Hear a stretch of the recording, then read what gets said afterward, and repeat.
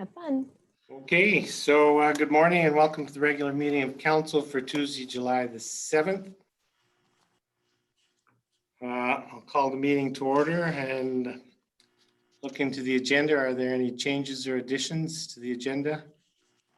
No, Mayor Borman, none from administration. In which case I'll move the agenda be approved as presented. Those in favor? Opposed? Okay, agenda is approved. Look into the minutes of the June 2nd regular meeting of council. Are there errors or omissions? Seeing none, I move the minutes be adopted as presented. Those in favor? Opposed? Motion is carried unanimously. And look into the minutes of the June 9th special meeting of council. Are there errors or omissions? Councillor Sanford.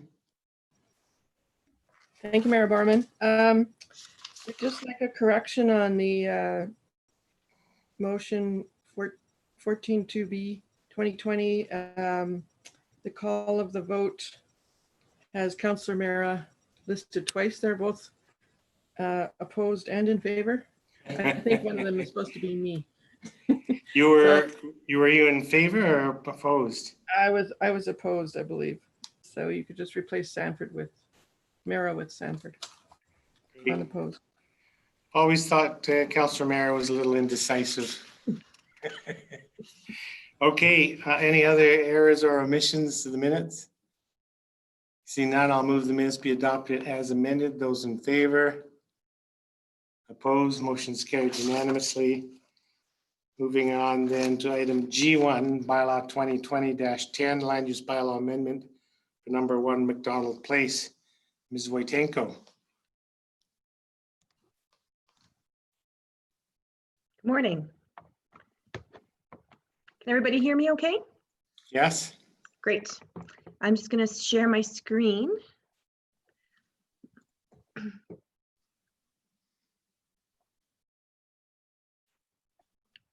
did it go?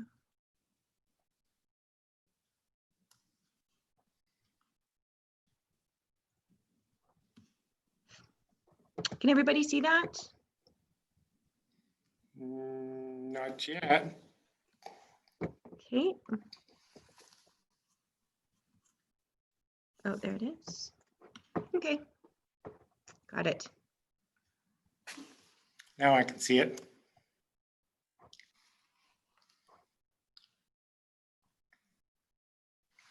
Perfect. Okay. Thanks for your patience. So this is an application that's come forward to amend the Land Use Bylaw 2018-22, and it's been received from an applicant, and it's just to rezone a single parcel of lands. And it's to change that land from the R1 residential detached district to the R2 residential 2-unit district. This is the subject site. I'm going to get my highlighter going.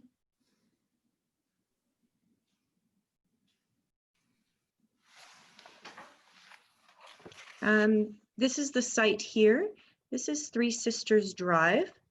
And this is 1 MacDonald Place. This is MacDonald Place here. So it is addressed to MacDonald Place, but as you'll see, it does front a little bit more to Three Sisters Drive.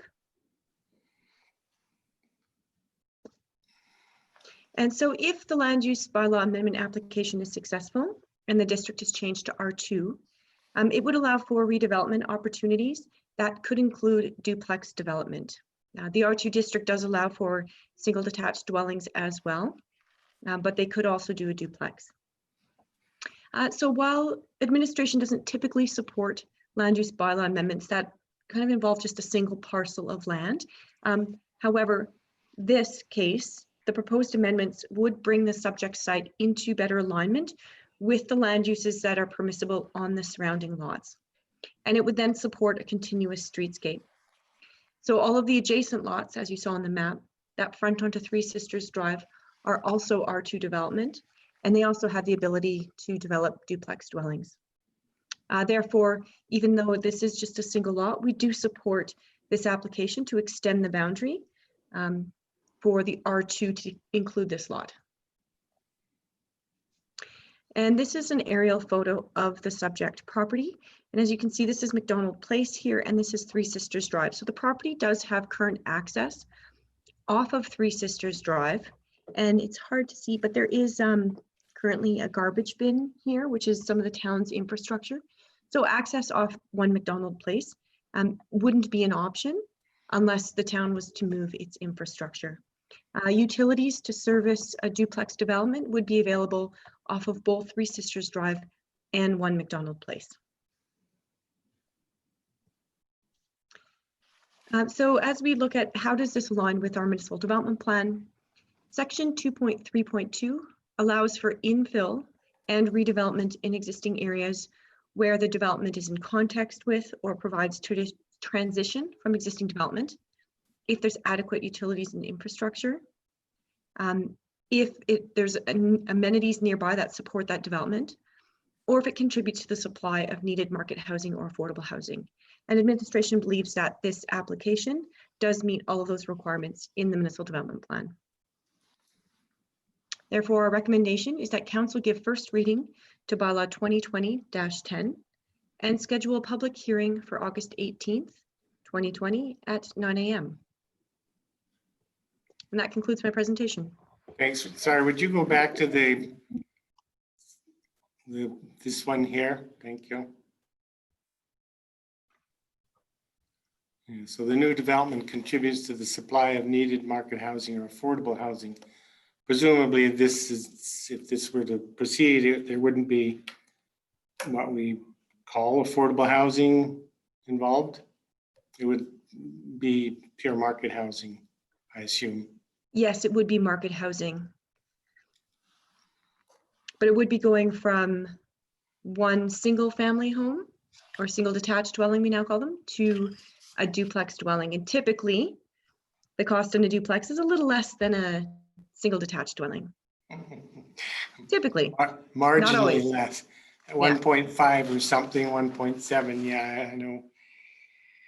Well, of course, it'll be interesting if this is approved. It'll be interesting to hear from the immediate neighbors. That's what the public hearing will be for. So are there any questions at this time from Ms. Wojtenko? Councillor McCallum? Thank you, Mayor Barham, and thank you, Ms. Wojtenko, for your presentation. So I'm assuming the applicant is the landowner? That's correct. Okay, perfect.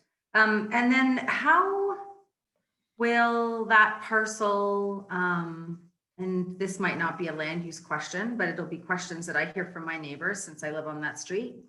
How will that parcel contribute to the buried utilities that occur on that street? Did they access the pre-servicing or the buried utilities that happened up on MacDonald Place?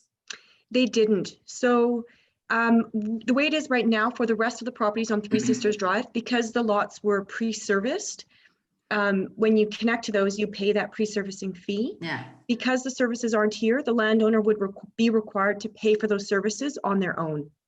Okay. So they didn't have their utilities buried then with the rest of MacDonald Place when they did that, and they didn't have their lot pre-serviced. That's either. correct. So they're going to have to, yeah, okay. All right, that's good information. Thank you. Ms. Wojtenko, what would the discussion be like around readdressing that lot if this land use bylaw amendment was successful, so that it was, I mean, if the land use district line is running along that property line, then would it be readdressed as being on Three Sisters Drive? I mean, That's a great question. So every time we get a subdivision application or a development permit application, if it's creating two units where there was previously one, we do go through a readdressing process.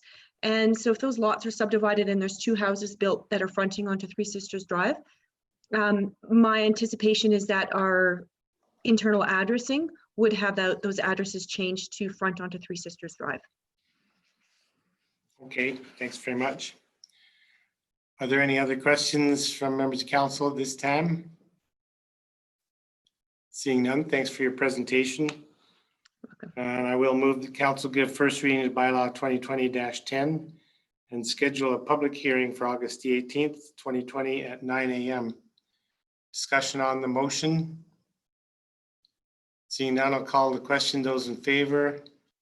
Opposed? Motion's carried unanimously.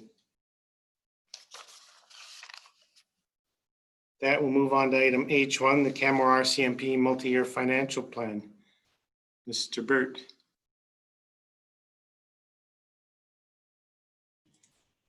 Good morning, Mayor Borman, members of council. Just, you may see on the Zoom, unit admin is just logging in. So that is Sergeant Stan Andronic. And coming to us from France is Ryan Singleton, our new staff sergeant. So I'll do an introduction once I've got everybody up and running here. If we can, there's Ryan coming in. And we'll just wait for Stan here. Ryan, it's a pleasure to meet you. Good morning. Are you actually in France? This is technology, and this would be my wife's iPad. So Okay. the RCMP still doesn't allow us access to team on our networks yet. So I see. a borrowed device. Well, you didn't look like you were dressed for being in France, just to be.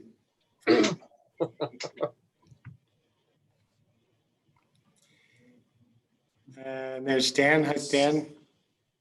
I'll walk over and see if he's online. See him there? He's there. Oh, and here's the call-in user coming up.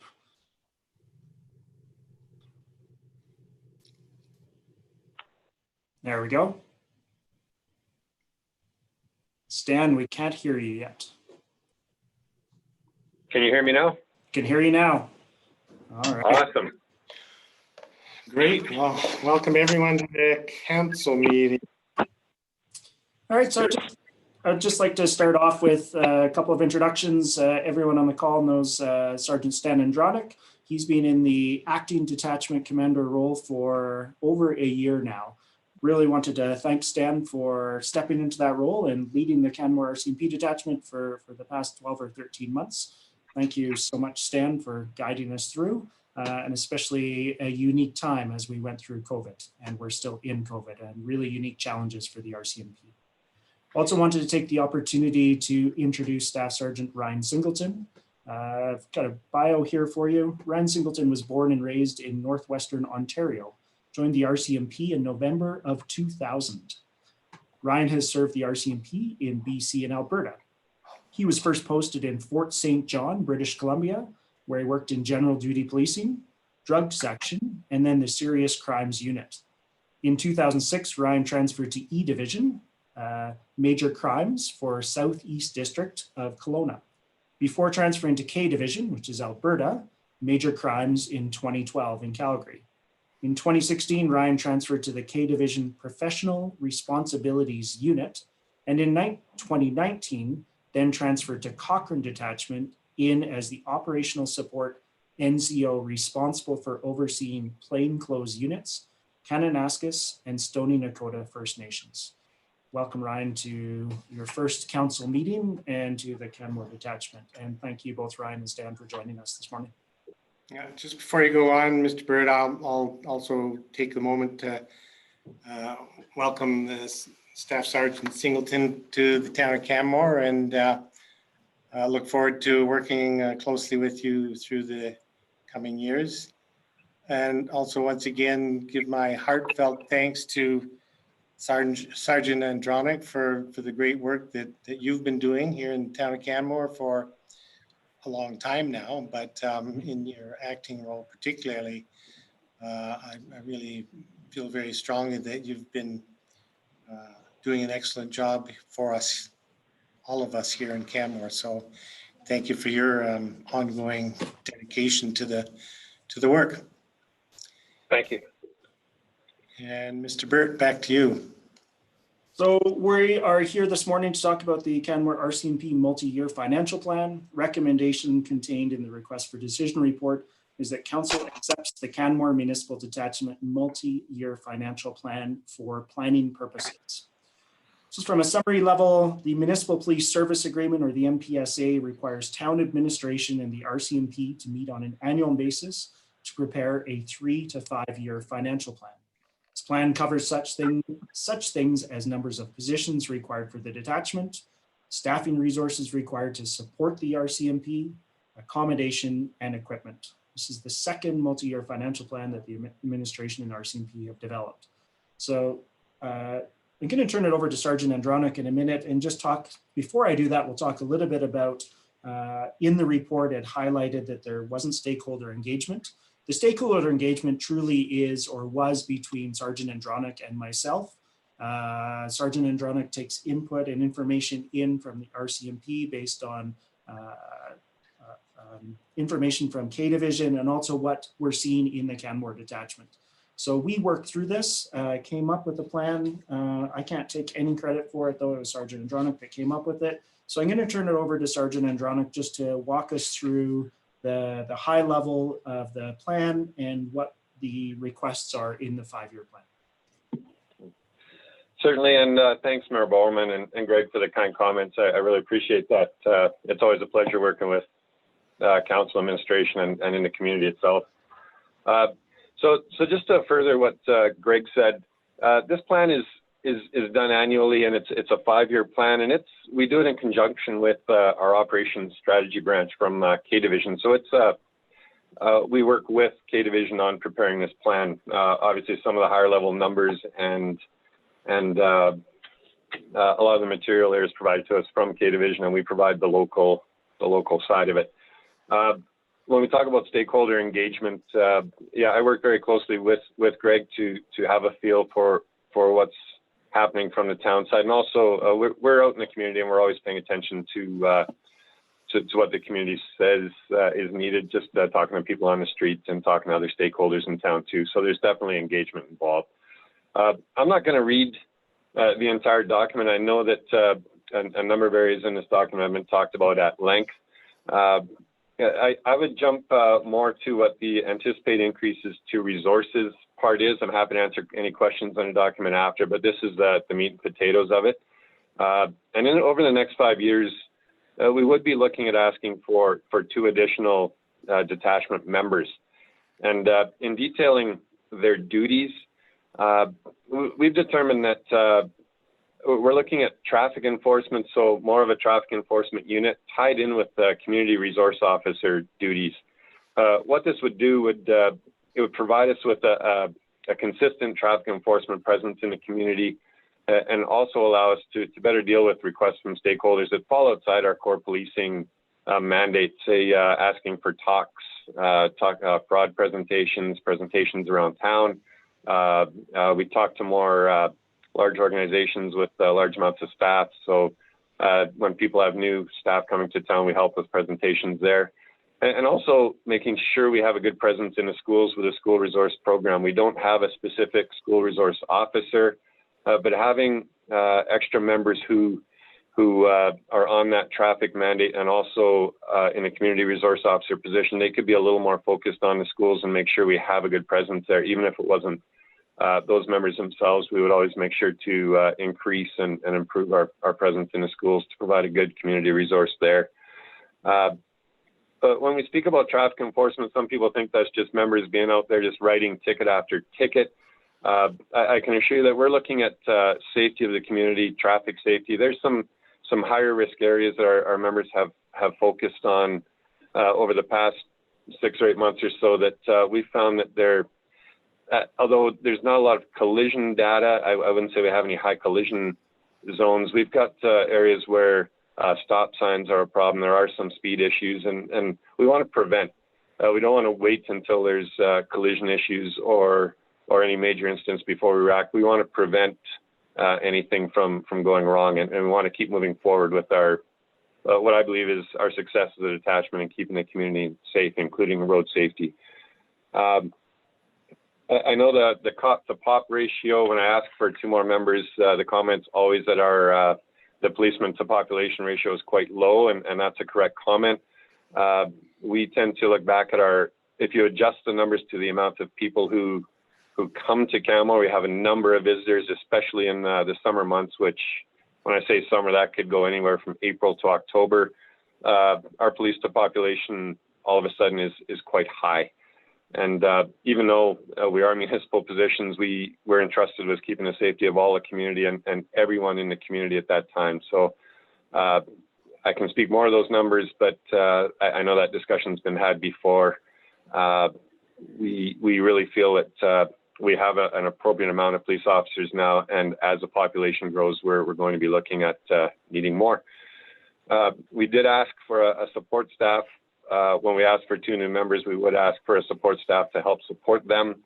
The ratio would be 1 to 4.2. There's numbers in the province that are provided that would still be a little bit of a high ratio. I believe it's 1 to 3 or so that's recommended. I'm comfortable that the ratio provided there would be good to suit our purposes. And our support staff is so important to us. And as we progress, there's more of a need for us to have assistance in the office so our members can be out on the street, focusing on crime reduction, crime prevention, and being out there where our clients are. We would rather be out on the street and dealing directly with our policing issues than in the office, because we don't quite have enough support. There are a number of other asks about equipment. Instead of running through those one by one, I could probably open out to any questions people have.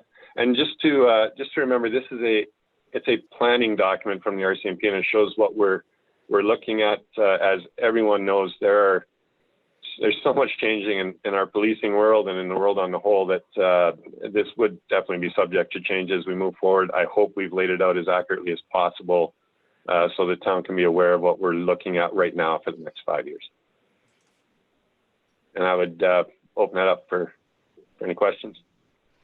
Great, thanks very much. Just looking at that cops to people, cop to pop formula, the report notes provincial average for municipalities is 1 to 846 residents.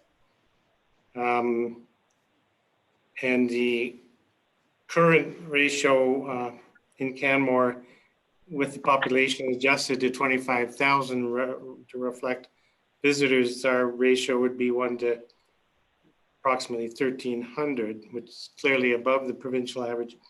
Just looking though, with the 2 additional members, if that should happen, then we would have, I think about 1 to call it 1,200, which reduces it from current, but still is still above the provincial average of 1 to 850. Is that right? Am I reading the numbers right? I never did that math. In looking at these 2 new members, I left that police to population ratio kind of to the side. I could add that up. I think you've added it right. It's a nice number to know, but it's more looking at the issues in town and the number of people here.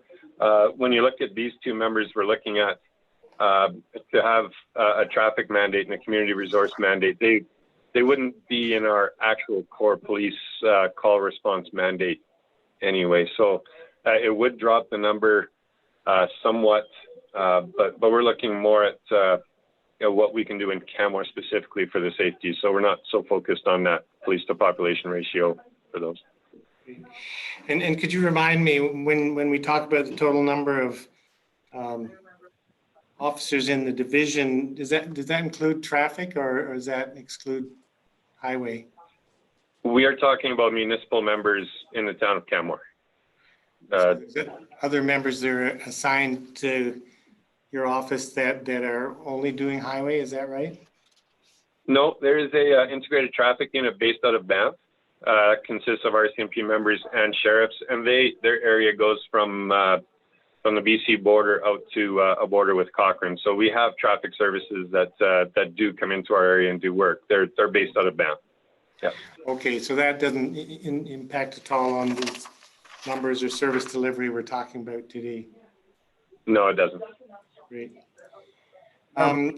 Curious, I know that Greg, did you have something, Mr. Burton? No, I just wanted to add that when we're speaking about the numbers and we're talking about the municipal numbers, as a reminder, it is a post-detachment. So there are 3 other members that are rural members that are provide policing services to the MD, and Staff Sergeant Singleton advised yesterday in a meeting that there'll be 1 additional rural member coming to the detachment as a result of the recent announcement from the government of Alberta about increasing members to address rural crime.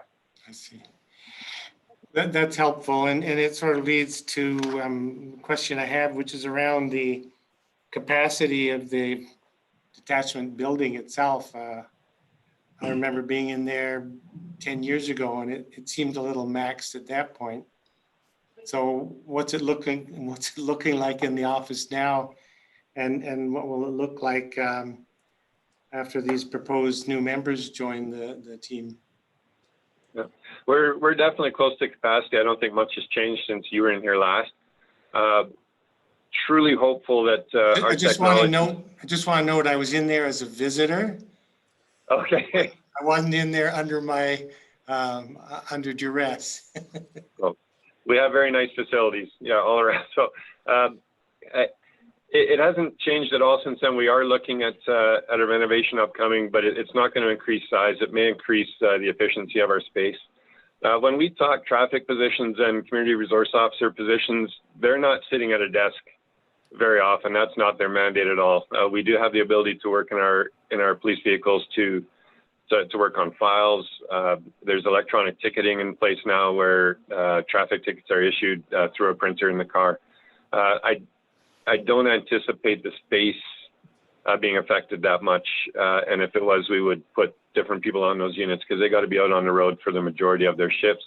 As far as the new support staff, yes, that would mean finding space, but I'm confident we could find a way to make that work. Great. I'm going to step out on a limb and guess that none of your staff have been working from home through this last little bit. We did a lot of creative juggling.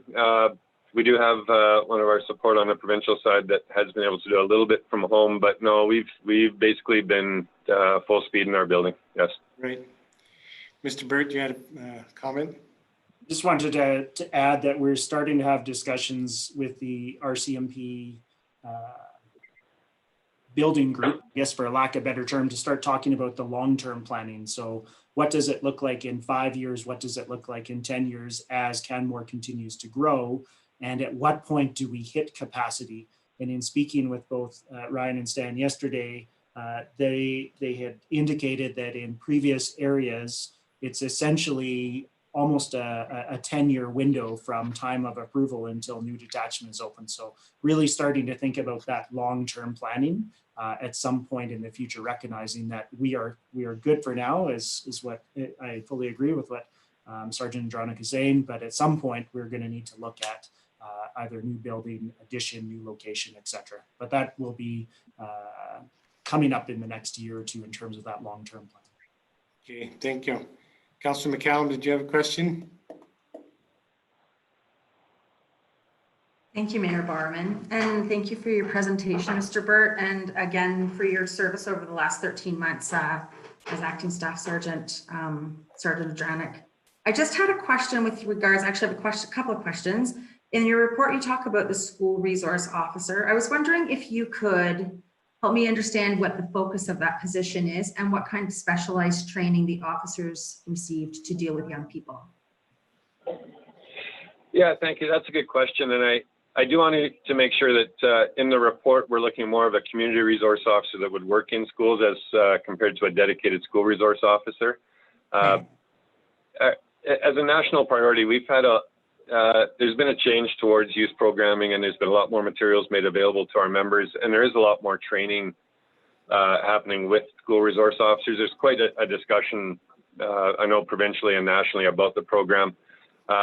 For us, and what our program does now is we have all of our detachment members are assigned to schools, so we have 2 or 3 members assigned to each school, and their responsibilities at this point are to We want them around the schools. We want them knowing the layouts of the schools. We want them to be our experts on the buildings themselves. And we're available to work with classrooms, with teachers as much or as little as they request. So I can say that some schools and some teachers ask for a lot more from us as far as presentations and just being active in the school or in some classrooms. So as far as specific training, I can't really speak to that, but we, as members, we're working more and more on all of the hot topics now. Vaping was a big conversation we had last year, and we got into schools for that. But to be honest, it is more of a health issue than a policing issue. But we're available to do everything we can. We want to create relationships with the youth. We want to be out in the community. We think that the more people we know in the community and the more people that see us as community members ourselves and not just police officers that drive around in police cars, it's so valuable to the community. I can't speak to how the schools feel about us being in there, but from what I know, it's been a very positive relationship so far. And to have these 2 extra positions where it's a little more specific and they have more time, we would make sure they are better trained to be interacting with students on the topics of that time. Gotcha. And then I have another question that sort of relates around one of your partners, which is the Bow Valley Victim Services run by Peter Quinn and his group. And I know that the RCMP in both Banff and Canmore work very closely with them. It's my understanding that they could potentially lose 50% of their funding as a result of the budget changes this year from the provincial government. And I'm curious if you can tell me what that means for your detachment. We don't know yet, and it's hard to speculate. We've been served so well by Bow Valley Victim Services. They've done an incredible job in the valley. We don't know what it looks like yet. That's communication we would have to get from our provincial level. We haven't been told of any change in service yet. We certainly hope that we're able to provide, if not the same level of service because the funding isn't there. I'm confident that that with Peter and Pam at the reins there, they will continue to provide a valuable service. As we learn more, I think I'll be able to provide more of a better perspective on that. Okay, I don't know if you realize that it's like 50% of their funding that's going to disappear. So that means that they're not going to have the same horsepower to be able to serve in the same way. That's just plain math. But I just was curious if that means that we're going to be looking at more resources requested from the RCMP as a result of that, or if perhaps the local RCMP can advocate for those funds to come back, since it's such an important service here valley-wide. That was my question, but clearly there isn't an answer yet. Well, organizationally, we I don't know, we don't advocate, but we know the importance of victim services and the valuable service they provide to our community. Yeah, perfect. Thank you very much.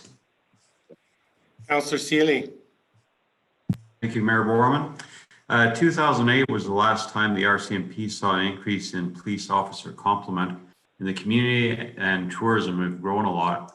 So I'm happy to see in the 5-year plan that you're adding a few officers. Just questions around that. Is the complement working? Is it comfortable? You're probably a lot busier now, but I'm thinking the numbers are still working. Well, we have a good complement to members in Canmore right now, yes. I would say, to answer your question specifically, yes, it's working. Our members they've got a consistent workload. I wouldn't say they're run off their feet. I am very impressed with the way the town of Canmore did keep their RCMP detachment numbers at an appropriate level. And yeah, as of right now, I am comfortable with our level. We always, we want to be able to keep improving our service, and we want to make sure our members don't get burnt out or work too much or have too many files. But right now, I don't have that complaint. Our general duty members they're doing a great job out there. They have an appropriate workload. They have some days that they are run off their feet, but that's typical of our business. But overall, our detachment with the amount of members we have is solid right now. I'm really comfortable with it. Yes. Okay, thank you. Councillor Sealy, I just want to remind you and other councillors that what we're looking at right now is a financial plan, but it doesn't, there's not a guarantee that the additional Understood. officers being Yeah. suggested will be approved. That'll be subject to a decision of council at budget time. Councillor Sanford, you had a question. Thank you, Mayor Barman. Thank you for your presentations, gentlemen. There is a suggestion in the report that the anticipated criminal code offenses may increase as the population of the community increases. And in the beginning of the report, in the overview, it says that criminal code offenses for Canmore have decreased by 10% between 2018 and 2019. So can you just help me understand what may have affected that decrease in 2018, 2019? If we're making the assumption that it will increase over time. There, a lot of times there is an assumption that more people means more crime. The province really addressed, especially in the rural areas, a lot of crime reduction efforts, and there was a lot of focus on apprehending people who are responsible for large amounts of crime. I believe that some of the crime reduction efforts were responsible. Obviously, if people are incarcerated, they're not able to commit offenses. So we can have, last year, I believe we had, I don't have the number of bike thefts available, but we laid charges on over 50 bike thefts last year, and I was one person doing it. So our numbers can really fluctuate. They can go up and down quickly, just based on crime sprees and the type of crime occurring. It just seems like we get closer and closer to the large urban area every year, and there's more and more opportunities for people to commit crime. And it may be the wrong way to say it, but we're just closer and easier access for more people to be out here. And if there's crimes of opportunity to be done, it's probably an easier target than it was years ago, just because of the way people move around and crime trends. So crime did go down, and we had a conversation in council chambers about a specific offenses last year and why the numbers were so high, and we saw that those went back down a bit. It's about crime reduction. It's about being on the streets, and it's about being visible. That's the other thing I like about having municipal traffic enforcement, is that there's police cars out on the street. They're stopping vehicles. If someone's thinking about doing crime, they see a police car out and around in different areas, maybe that prevents. So it's hard to show prevention numbers. We can talk reduction when we catch the more active offenders. So it's a good question, but with more people and more unknowns in our community, we want to be prepared for anything that comes our way. Okay, thank you. I have a couple of questions for understanding some of the details in the report itself. Looking at table 4 on page 7 of the report, the top item, there's an acronym I couldn't find anywhere to understand. AFRRCS. What's that stand for? Yeah. Well, it stands for AFRAX. That's our provincial radio system. I should have known that. Oh, yeah, that's the radio system. Yeah, that's our provincial radio system that we've been using now for, I think it's been in service for 2 years now. It's a new provincial-wide first responders radio communication system in the province. So that's up and running now. It's the same system being used by all emergency services. So that's been in the works for a long time, and it's here now. Yeah, no, that's great. I certainly recall the discussions about that a couple of years ago when we added money into our budget to be able to communicate in the same system. On the same table, the very bottom line is $4,249 for conducted energy weapons. And in the detail, the next page, it notes that this X26P model is approximately $1,575. So I guess it's safe to assume that in the upcoming year, the budget would purchase 3 of those CEWs. Yes, speak in regular English, the units are being upgraded. There's newer, better CEWs out there that have been tested and they're being provided to us. So we're upgrading those units. So yeah, we're purchasing new ones. So something like that, not every officer would carry one? No, well, hopefully all members on duty have one. We don't issue one to every member, but we'd like to have a strength where everyone on duty can have one. Yes. So then you're purchasing 3 new ones, but then there's others still in inventory of older ones? We've already purchased some new ones. We already have some new ones here. I see, thank you.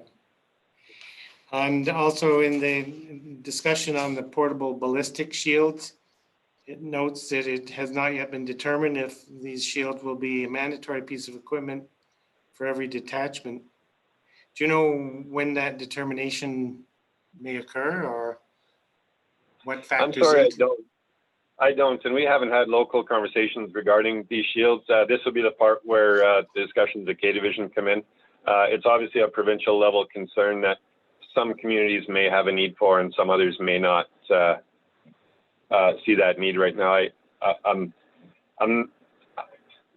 not really in a position to predict where those are coming or what the timeline is. It looks like they're still doing some testing, and they will be a great tool to be used by members. I'm just not sure what the need will be in our community at this time.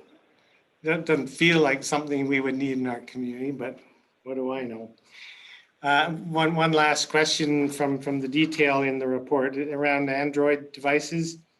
So these Android devices that are being described, and also the Android Team Awareness Kit, ATAC, does that technology then allow all of officers in the field literally to be constant recording of what's happening? Is that what that technology is for?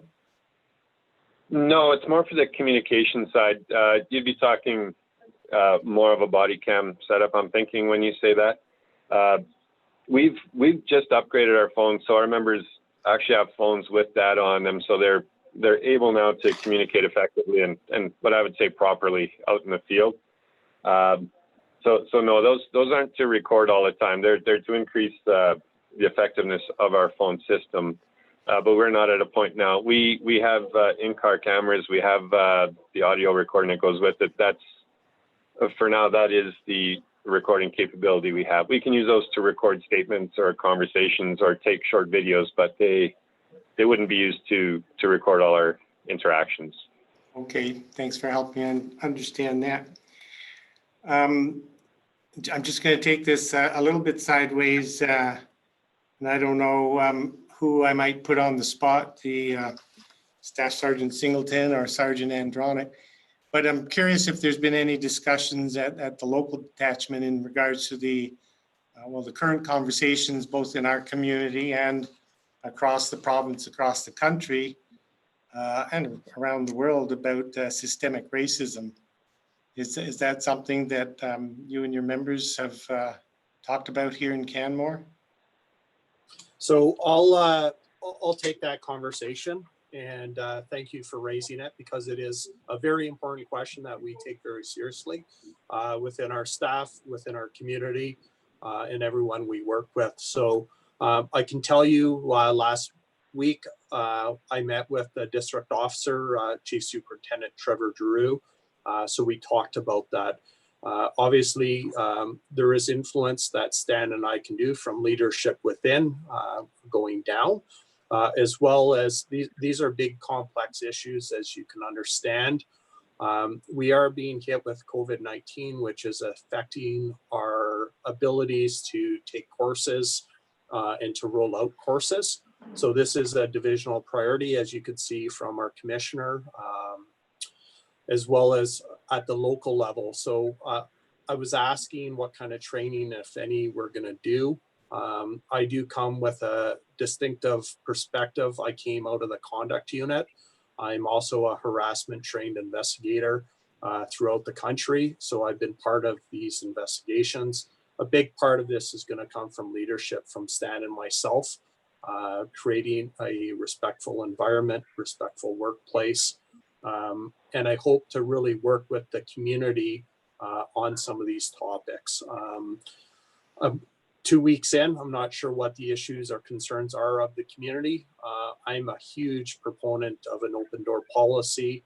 I'm just going to wrap this back down. When we talk about community resource officers or school resource officers, so in my last attachment, I actually created 2 additional positions within the town of Cochrane through their support on the traffic side.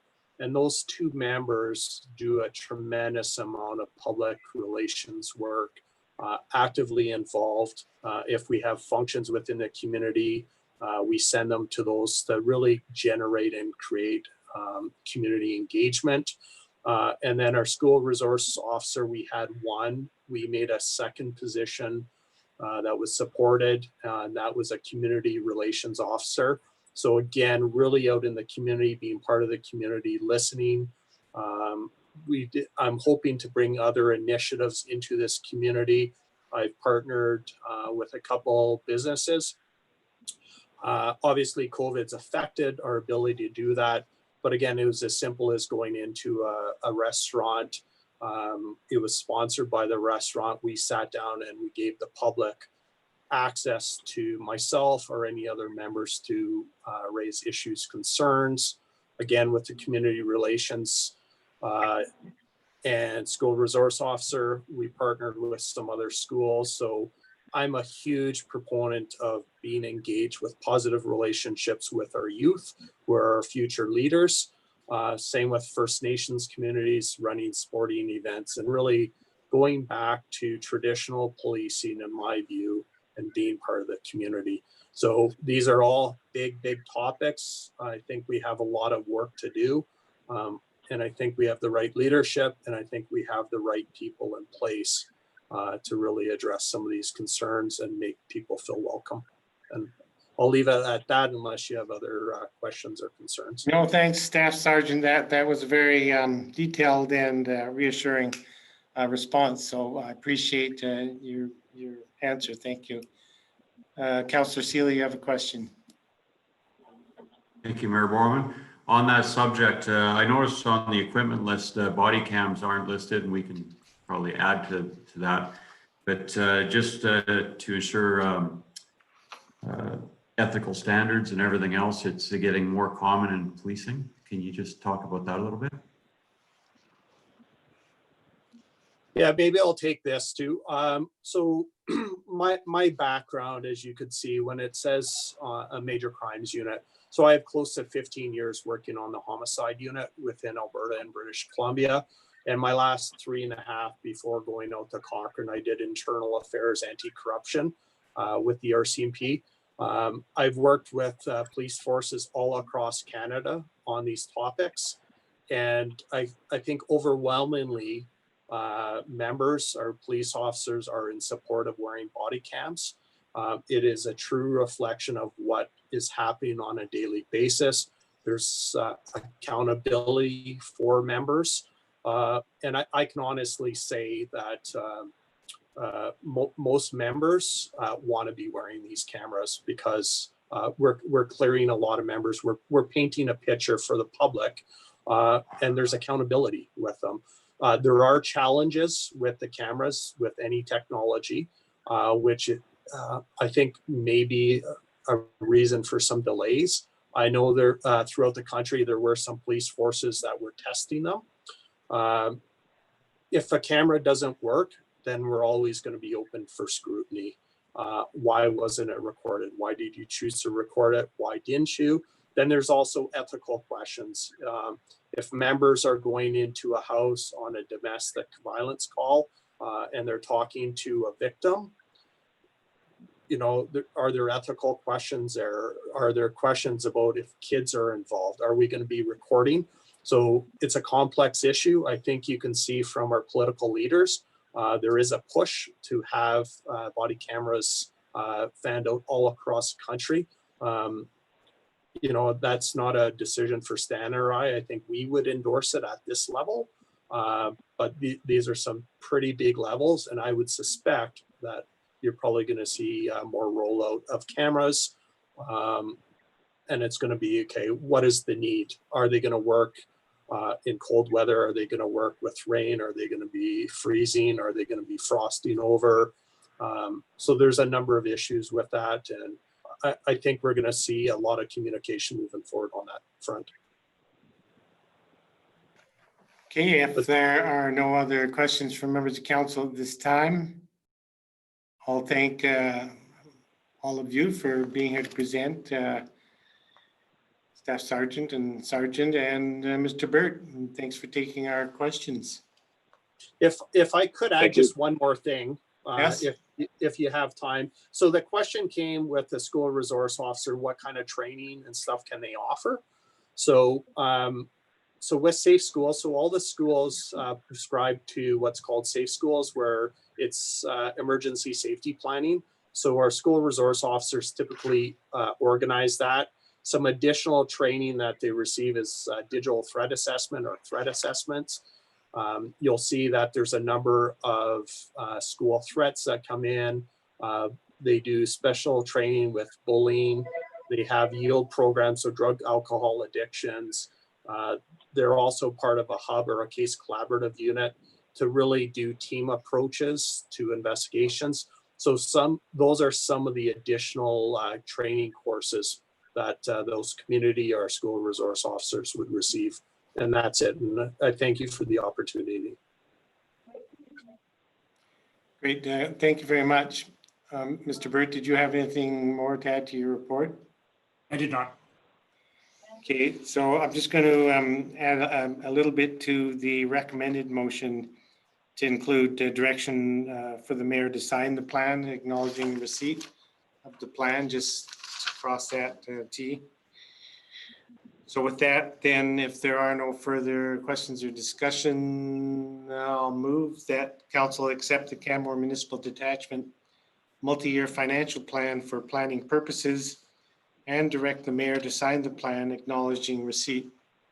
Discussion on the motion. I'll support the motion. There's certainly questions we'll have when this plan comes to be a part of the discussion at budget time, given we're about to hit that population number where our support is going to change dramatically, and there's going to be a significant increase to the taxpayers for policing services. So it's going to be some difficult discussions coming up at budget time, but we'll go into it knowing that we are very well served by our local detachment and that our detachment is extremely well respected within the community, and we'll continue to want to have nothing but the best policing services available. So I'll support this motion and look forward to the subsequent discussions on the matter. Other discussion on the motion? Seeing none, I'll call the question. Those in favor? Opposed? Motion's carried unanimously. Again, Sergeant Andronic and Staff Sergeant Singleton, thanks for joining us today with Mr. Burt. Thank you. Pleasure. That council will move on to item H2, the downtown business improvement area transfer from reserve. Ms. Miklat.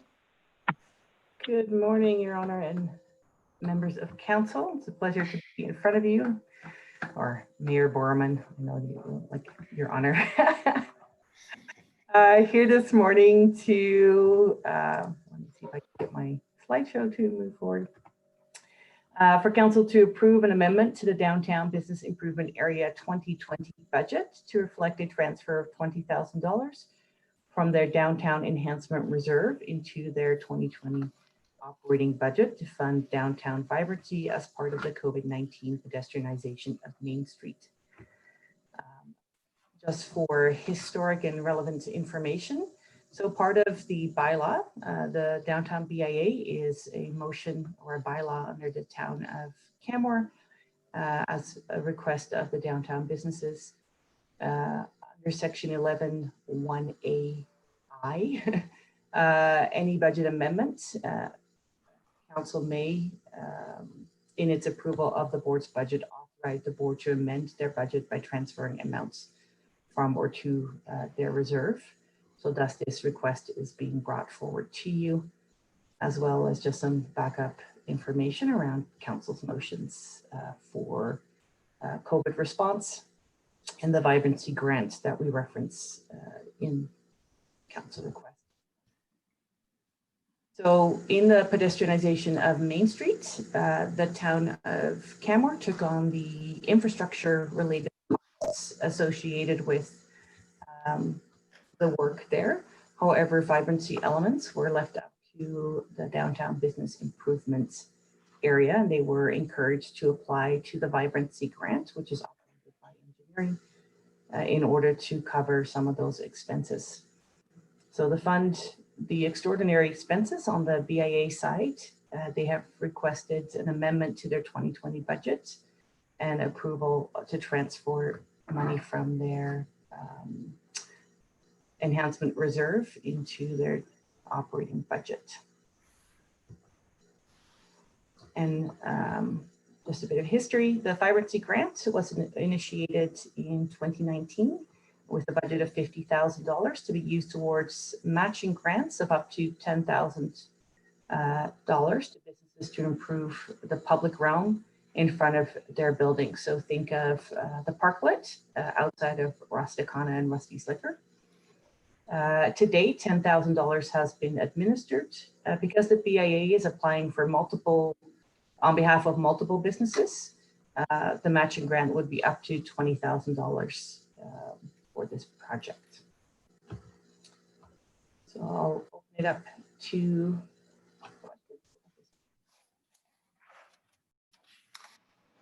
questions from council. I don't have a lot of questions. It's pretty straightforward. I will note though that I've been receiving a lot of very positive feedback from the changes that have happened on Main Street over the last little while, and both from residents and from business owners. I've taken some time to wander around downtown just to get a feel for it. And yesterday I was talking, intentionally went in to talk with many of the shop owners, and invariably their response was very positive. One of the most interesting comments I had was from one business owner who acknowledged right off the bat that he'd been firmly opposed to this initially, and now he's absolutely gung-ho supporter. He said his own business this month, it's early in July, but his sales in July have matched last year's July. So that's clearly, that is awesome. And it was the primary intent. Well, one of the prime intents was to help the local businesses get through the situation, and certainly to provide an atmosphere where visitors and residents feel safe on Main Street. And I think what we're seeing downtown is working really well in both those regards. I don't know if members of council have any specific questions regarding this motion. I haven't seen any detailed plan, but the intent of the Downtown Business Association is, as I understand, to add more flowers and other sorts of activation elements. And can you give us any detail as to how this money may be spent? Yeah, so a number of the elements have already been implemented for this. So the flower barrels that you see all over town, some of the seating elements have been installed, and also the painting of hearts on Main Street to just draw people into the different areas. There's a few other elements that add more flowers that are still in the plan. It's just a matter of how to affix them, for example, to the light poles. Initially, they had proposed doing that to the banner stands, although the banner stands can't handle the weight. So they're just working with engineering on finalizing some of those elements in order to move those pieces forward. Great, thanks very much. Are there any questions at all from Ms. McLeod? Seeing none, thanks for your report today. And with that, I'll move the council approve an amendment to the Downtown Business Improvement Areas 2020 budget to reflect a transfer of $20,000 from their Downtown Enhancement Reserve into their 2020 operating budget to fund downtown vibrancy as a part of the COVID-19 pedestrianization of Main Street. Speaking of the motion, I'll speak in support. I've already experienced firsthand and certainly heard a lot of very positive comments from throughout the community that what's happening on Main Street is very much appreciated. And I appreciate the BIA stepping up and using their reserve funds to help embellish the Main Street and improve that atmosphere. There are other discussion, comments on the motion? Seeing none, I'll call the question. Those in favor? Opposed? Motion's carried unanimously. We'll move on to item H3, the telephony project scope change. I can't help but laugh when I say the word telephony. But here we are, telephony project scope change. Mr. Reid. Good morning, Mayor Borum and members of council. From my good Scottish background, the word is telephony in Scotland, but we'll go with whatever works for you. I'm here this morning to make a brief request to change the scope of an existing project for our telephony system. If I can get it to there. Just curious, in Scotland, did you call that old device a telephone? No. But we did invent the telephones. We get freedom there, so. Oh, there we go. We're rewriting history, right?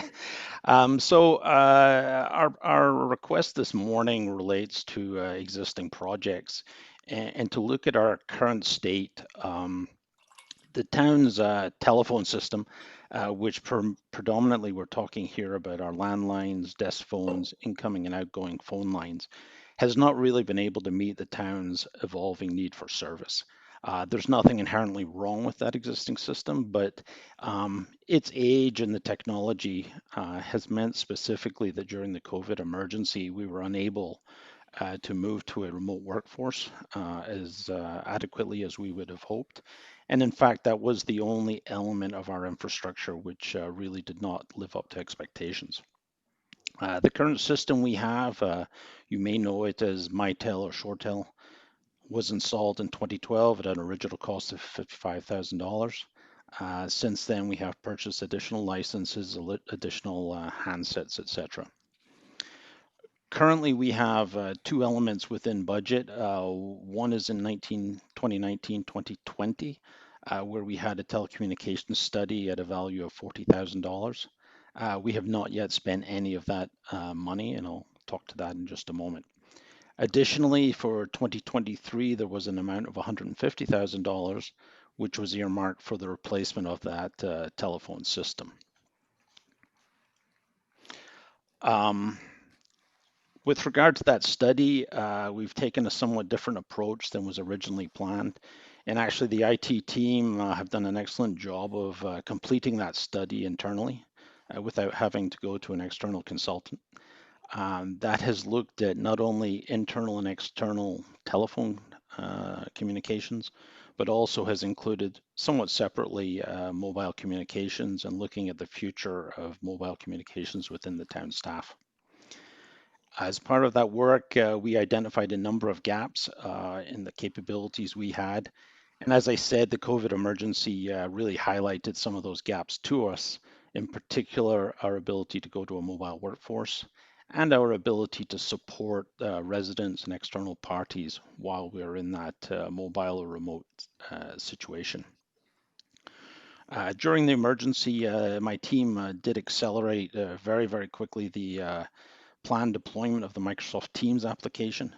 And Teams is now providing internal support for voice calling, instant messaging, screen sharing, conference calling, etc., and has been performing extremely well.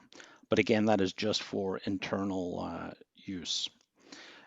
We believe, and we were recommending that Microsoft Teams application can and should now be extended to handle our incoming and outgoing calls as well, and give us the ability to provide a seamless service not only to the town staff, but also to the residents should we end up in another emergency in the near future or at any time. The proposal today is that based on that existing experience that we do proceed with the full implementation of Microsoft Teams, and that we move that existing budget of $40,000 and extend it to $60,000, which we believe is the reasonable estimate for the price of full implementation. We're currently out to RFP for that. In fact, it closes, I believe, today. And we're confident that the $60,000 number is at the high end, and we hope to even come in below that. There will be some increase to our Microsoft fees on an annual basis, operational costs, because we'll now have calling plans through Microsoft. However, those will be significantly lower than our current call costs through TELUS, which again are more traditional copper-based phone calls. So our request today and our proposal is that we change the scope of Project 7062 from the telecommunications study to a full system implementation. And furthermore, we add an additional $20,000 from the IT strategic plan to supplement that number and give us full implementation capabilities. Again, the IT strategic plan had a number of elements to it, which included the move to cloud computing. And again, the solution we're talking about with Teams does in fact move us to the cloud for support of our telephony. So our request, as you see here, is that Council amend the scope and budget of the proposed telecommunications study project by adding $20,000 from the IT strategic plan project to go to full implementation of a new telephony system. Any questions? Thanks very much. Just looking in the report itself, there's two attachments. Number one is the project sheets, but they don't have project numbers noted. So the first attachment is for 40,000. That was for I think for the consulting, yes. And so that budget is not required now. We've done the work that the consultant would have done. Is that right? We have completed the work a consultant would have done, and our request there is to convert that from budget for consulting to budget to do implementation. And our RFP at the moment is seeking partners to do that work. Great. That's really encouraging to have that work done in-house and rather than needing a consultant. The other attachment in the agenda package is attachment 2. Also without a project number, that's for $100,000. That is for the IT strategic plan implementation. Mm-hmm. So both of those approved projects would be effectively addressed through the work you're suggesting right now? Correct. The IT strategic plan had a number of elements, and one of those was to move more of our key systems into the cloud to give us more stability, more flexibility. And while we're taking 20,000 from that budget for this project, we are in fact moving to the cloud for our telephony system, which will give us that improved stability in the future. Right. So bottom line, it seems that overall there's a savings of about $150,000. Ms. Rogers? Just wanted to clarify, Mayor Borelman, what we're suggesting is using 20,000 of that 100,000 to supplement this project. The remaining 80,000 would go to the other projects listed on that project detail sheet. What we would save is in 2023, as Mr. Reid said, the $150,000 that is in the long-term capital plan to replace the phone system, as we'll be doing that work now. Thank you. I was having a little problem following the bouncing ball. Bottom line, we're saving $150,000 through this recommendation. That's correct. I think we all have to like that savings. Councillor Sanford. Thank you, Mayor Barman. Thank you, Mr. Reid, for your presentation. So are we proposing to replace the hardware of telephones with a computer-based application that the staff can answer the phone through? It will replace the existing Mitel system. Our direction at the moment is that we would replace the handsets we see on the desks with headsets, which give us more flexibility, more mobility, and also a considerably reduced cost. Those handsets are expensive. So that would be our preferred direction, although we recognize there are certain handsets in the operation which would be retained. Front desk, switchboards, maybe some of our senior staff who make a lot of phone calls. So we do have that option to replace those with new handsets that would work with this system. Okay, so this doesn't necessarily change the interface for the public though, because they just phone in and get the same response. But Correct. They would see exactly the same response, and the cutover, which is the complex thing here, would cut over the existing phone numbers, etc. So they shouldn't see any change whatsoever. Okay. And it doesn't mean that people have to be subscribed to Microsoft Teams to connect with the town. No, they will phone from whatever device they're using to a phone number, just as they do today. And then the Microsoft Teams licenses are purely internal, and they're already covered predominantly by our existing agreement with Microsoft. Okay, thank you very much. Mr. Reid, so through the COVID period with so many staff working out of home, what has been happening when a call was made to a staff landline in their office? What happened? So we were able to deploy a limited number of staff using the Mitel system, even if they were remote. So we have been able to handle limited amount of incoming calls through that. The other calls, for example, on my extension, if a call would come to my extension, we were routing those directly to cell phones predominantly. And either I would respond to the cell phone, or I would get a voicemail and then make a return call. So not ideal, but we were not losing any calls as such. We just weren't having the same interface to Councillor Sanford's point. Do you know if that was across the whole organization, that people had their landlines set to forward to their cell phone? That was predominantly what people were doing. Some were just retrieving their voicemails from the Mitel system and not using their cell phones at all. Okay. And this is a little bit out of scope for what you're talking about, but will any of this technology help with our intent to be able to hold council meetings in public again and still allow councillors to Zoom in or whatever? This particular project, no. But we are making plans at the moment to allow those hybrid council meetings, so that when you do return to council chambers, we have an option to fully integrate people coming in through Zoom into exactly the same environment that you have today and that you had prior to the emergency. Excellent. I look forward to that, and not wanting to put you on the spot, but is it possible that that could be in place for the August council meeting, do you think? In all honesty, the August one might be tight, just because the vendors who we're working with on these things are under a lot of demand at the moment. But August may be tight, but I would certainly expect September we would be up and running for that.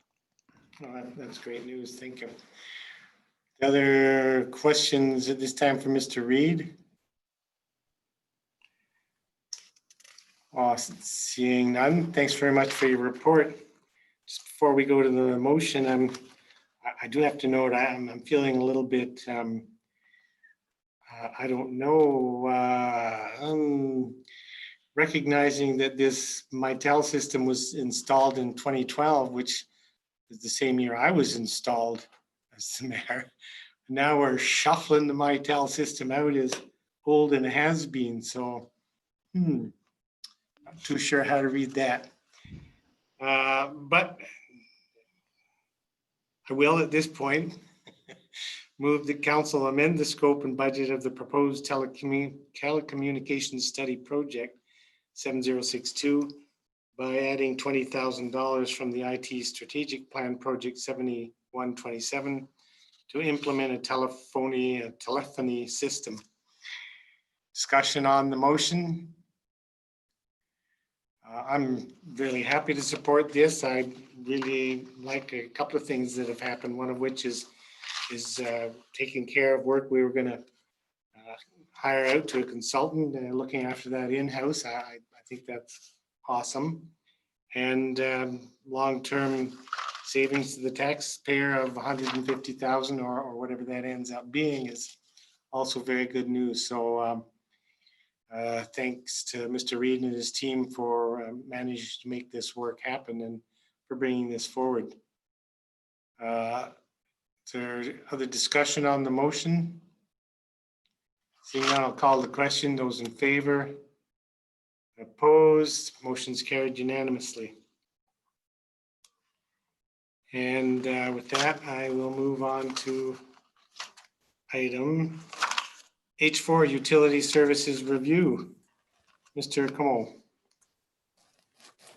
Good morning, Mayor Borman, members of council. Please let me know if you can't hear me or see me. I have a few items this morning to share with council, so I will begin with the first one, the Utility Services Review. There we go. Please let me know if you are unable to see that.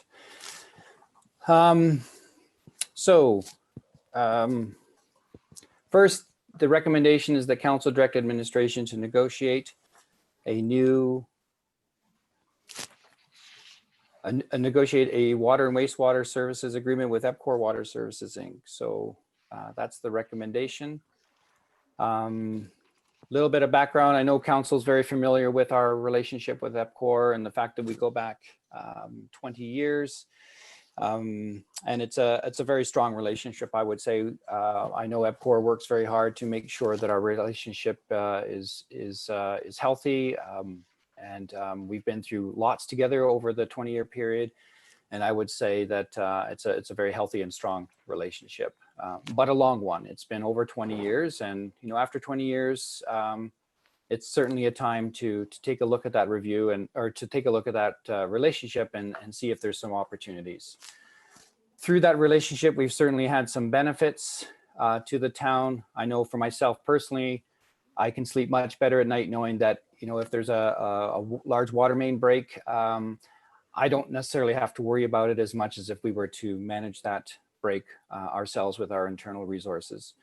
EPCOR is out there. I trust that they're out there and they're working diligently to ensure that they're managing that repair and providing those services back to those customers in a timely fashion. They are obviously an industry leader within the province in Western Canada. And obviously we recall the 2013 flood and their response with the boil water order that we had. And we also, if council recalls, we had an 8-inch pipe burst in pump house number 1 a number of years ago, and that was a significant work that needed to be managed. So lots of benefits, but of course, you know, sometimes there are challenges as well. And we've shared these details with council. The next subject that's on the agenda for council is another example of this, where we've had some challenges with EPCOR regarding capital delivery, in particular costs, and being able to manage those costs and estimate what those costs need to be so that we can provide a better budget amount.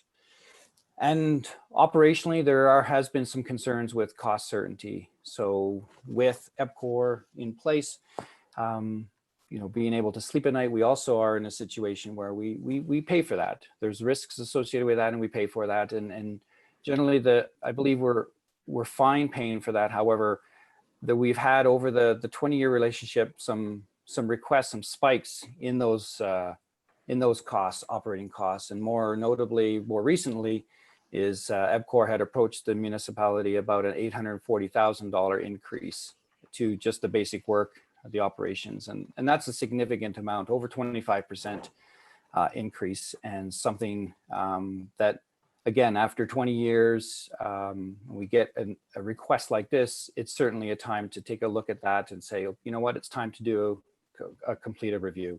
So council supported the request for the review. The review is completed. You have that as one of your attachments.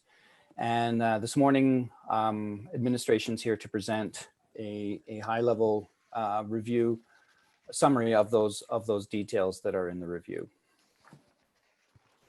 So, and before we get started, I think it's also important to share with council the importance of this review, in particular, the cost that the utility does afford the community. So over the last 10 years, so not the full 20 years, but certainly the last 10, we've paid EBCOR over $75 million to provide a number of services. And I want to be clear, that's not profit. That is what we've paid them to deliver a number of programs. So the basic work you can see is about $26 million, about $2.6 million a year. Capital projects, even the highest, around $28 million a year over the last 10 years. And you can see the rehab at just under 10 million, and so on, the biosolids, et cetera. So significant money, and so significant. And when we look at EBCOR asking for additional funds, it was certainly prudent for us to take a look at the agreement and do a wholesome review to see how we want to move forward. So with that, we hired NAN Consulting, which I believe council is familiar with, to do a full review for us. This is a summary of how they approached the review. So they took a look at the agreement itself, and based on their experiences in other municipalities, how they felt the agreement measured up. They looked at the performance of EBCOR themselves, and then based on the consultant's experience, provided us with feedback on best practices if EBCOR was following them or not. And we also asked them to take a look at service delivery options to provide an analysis, and then ultimately after that analysis to make recommendations for us for then ultimately to share with council for us to determine our next steps. Before I go forward, I would like to say that this was a lot of work. It took a lot of time, and I'd like to just acknowledge a few of the people who helped with this process, because there was a lot of information to be provided and interviews that took place to ensure that the consultants were well versed on our relationship and our experience with EBCOR. So Ms. Blay and our municipal engineer, Ms. Smithers, Ms. Cottle, Ms. Rogers, Ms. DeSoto from our executive, Mayor Borrowman, Ms. Shepard, and Mr. Irwin in finance were also involved with the interviews, and I would like to thank them for that. I also would like to acknowledge EBCOR because they were very participatory in this as well. They had 5 staff that they had provided to the consultants for interviews. So again, they could understand what the provider was, what their experiences were, and what they brought to the table. So with that, taking a look specifically at the agreement, NAD Consulting felt that generally the framework was there to govern an O&M agreement. So really generally no concerns with that. The services, fees, and scope and fee definitions, their experience they felt was unclear. And that was really appreciated by administration, because we've been, we were there when we negotiated the agreement in 2010, the one we're in right now. In our long history with EBCOR, we often didn't have to refer to the agreement. There was a general understanding, and for the most part, things went really well. But we can appreciate that if people leave, like myself, or someone else needs to step in and administer the contract, or if things became a little bit challenging, it was very important for the contract to have better definitions and more clarity around scope and services, which the consultant felt there was certainly a need for improvement. They also felt that the agreement itself was quite complex. They could appreciate that it would be difficult to administer and not easily adaptable to change. They looked at some of the amendments and felt that it was a bit cumbersome. And the agreement, they also felt, did not reflect necessary or promote a balanced relationship. So to be frank, when we negotiated this 2010 agreement, at the time, the town had 3 resources available to do it, but EPCOR had a much larger resources available to them. And so for that reason, we allowed them to write the agreement generally approved by both parties. But it looks like the flavor was that it sort of lends its more balanced towards EPCOR, as noted by the consultant. Around performance. So proven expertise for the last 20 years. I mean, they know the system, even though the town of Canmore owns it, they understand how it works much more than obviously we do. They're very intimate with the facilities and how it all works, and have strong relationships with the regulators. As I mentioned, we've had some operational and emergencies, and they have been very responsive to that, to those over the years. And the town has obviously been very appreciative of their responsiveness. And in particular, customers, you know, we hear it time and time again that when there's a water loss or a water break surfaces, that they respond immediately. EPCOR also has quite a bit of bench strength. They have a large department within Edmonton facility that provides the specialized services, especially around lab work, or if there's an issue around challenges with operating our facility, they have people that they can contact and be responsive in a very short period of time. So that's been very beneficial to us, and that showed up in the interviews. And they're very transparent and quick in reporting. Either we've had a release with the province that we need to respond to, or there's been a customer complaint, we are notified immediately. So we really appreciate that, and that came through. I think council is also aware that their health and safety program is excellent. They receive significant amount of hours, and they've had no lost time for as long as I can remember. So for their, they really put value on health and safety, and for that, it showed they have, it was clear that they have a good work environment. Employee morale is really high, and their retention, their employee retention is quite good. So that's been a benefit, obviously, to the town of Canmore.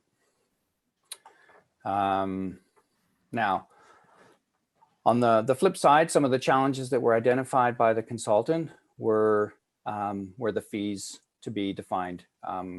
When EPCOR approached the municipality about the additional funds, they were a little unclear, and the story changed a little bit about what those funds, where they came from, and that was a bit challenging for us. The other thing that they notice is internal controls and oversight of the agreement must be strengthened. Currently, the current agreement is, or arrangement is, myself, the manager of public works, with support from our municipal engineer, really does the bulk of the contract oversight, with support from the municipal engineer specifically around capital projects. And the consultant has recommended that that be broadened to include some representation from legal and finance in particular going forward.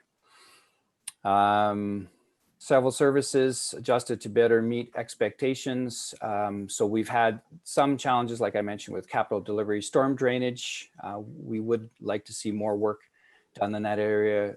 Communications and billing services, there's been some challenges. So we need to be a bit more clear in the language about what the expectations is. So it's a little bit easier if EPCOR is not meeting that part of the agreement, that we can point to it with specifics. Also, the O&M capacity could be freed up by modifying allocations of local staff. Part of that $840,000 request was to ask for a new operator. The consultant has taken a look at their staffing plan and has determined that based on the information that they were given, and not, they didn't receive necessarily all the information they had requested. But there is a likelihood that there could be some efficiencies there by utilizing all the Canmore specific staff for Canmore specific O&M and not using them in other areas like capital delivery. Then on the other side is accounting for water services, improved to better reporting and monitoring. So how the invoices are broken out. And then finally, water operations better aligned with the town's strategic direction. So council has a number of strategic goals, and there's really no reference within the agreement or what we've seen from EPCOR in trying to meet some of those objectives as set out by council. And specifically, the best example I have is around environmental sustainability or climate change. And I have an example of, we are going through a redesign or a design for a new pump house to upgrade out near the reservoir. And the initial design, again, this is a project that would be led by EPCOR, their project management team, included a roof line that was west facing. And so again, if we were in complete alignment, what would have been supplied to us would have been a roof that was south facing, so we could utilize and capture as much solar rays as possible and help offset as much of the costs for power related to that facility going forward. So that would be an example of that. Then if we look at best practices, some of the things that were noted by the consultant was the provider has a strong support organization with skilled resources and leading practices. So that was great to see. Technology is seen as essential by EPCOR for operations with industry leading applications. So a lot of their software, things that they're using are, well used within the industry, and the consultant was happy to see a lot of this technology is being used. One of the big things that I personally see is around assets. As I mentioned in the presentation, the entire water and wastewater system assets are owned by the town of Canmore. And so as the asset information is generally well captured, structured, and managed, we get a number of presentations from EPCOR around all of our assets, the work that they propose to do the following year from a preventative maintenance standpoint, which is really gives us a high degree of confidence that those assets are being managed.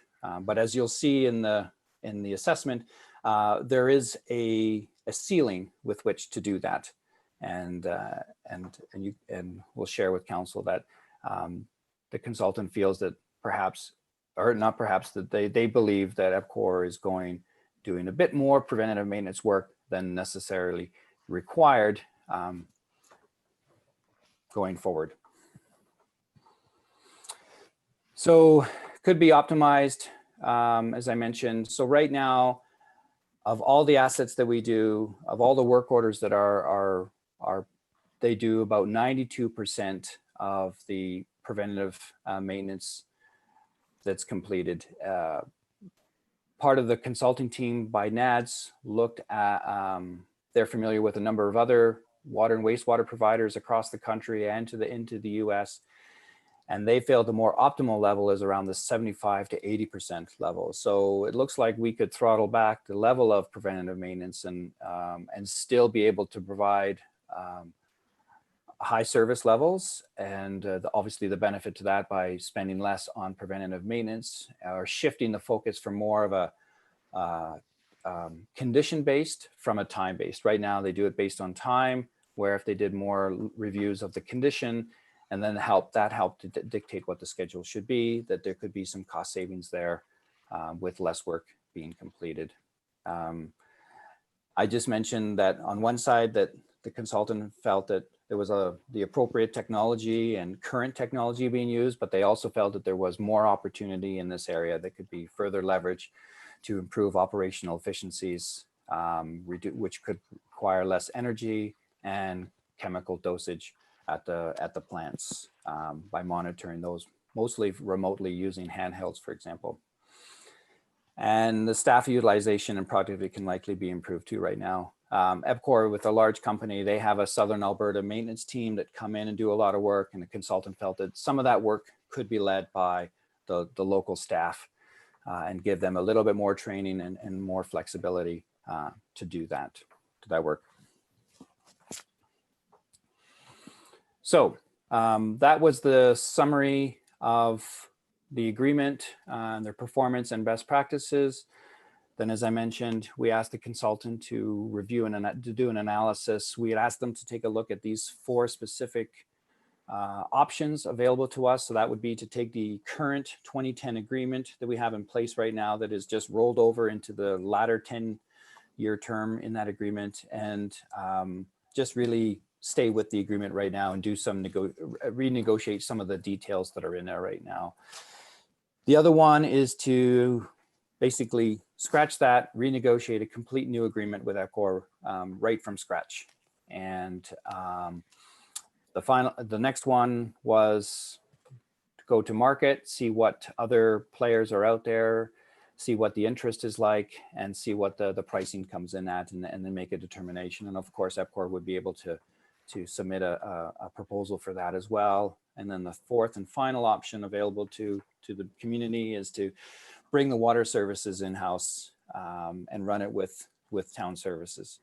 And so they went back, they took a look at that, and part of the interviews they did with the individuals that I mentioned at the beginning of the presentation is they had them rate these 10 areas of importance, because it really would feed what is the most appropriate way to go forward, assessing those various options. So you can see here what's highlighted in blue were essentially the top 5 or the most important things identified by the people that were interviewed.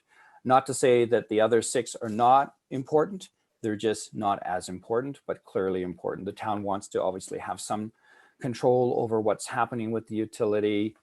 We want to ensure that they're aligned, whoever we go with or whatever agreement we go with or scenario we go with is in alignment with the town's future strategies. Of course, we want to make sure we're heading both in the same the direction. And so based on the top 5 priorities and of course acknowledging the latter 5, this is what is the recommendation by the consultant, is to negotiate a new agreement with EPCOR. And if to go through that process, and of course, if we're unsuccessful in negotiating an agreement that is balanced and beneficial to both EPCOR and the town of Canmore, then the recommendation is to go back out to market if an agreement can't be reached.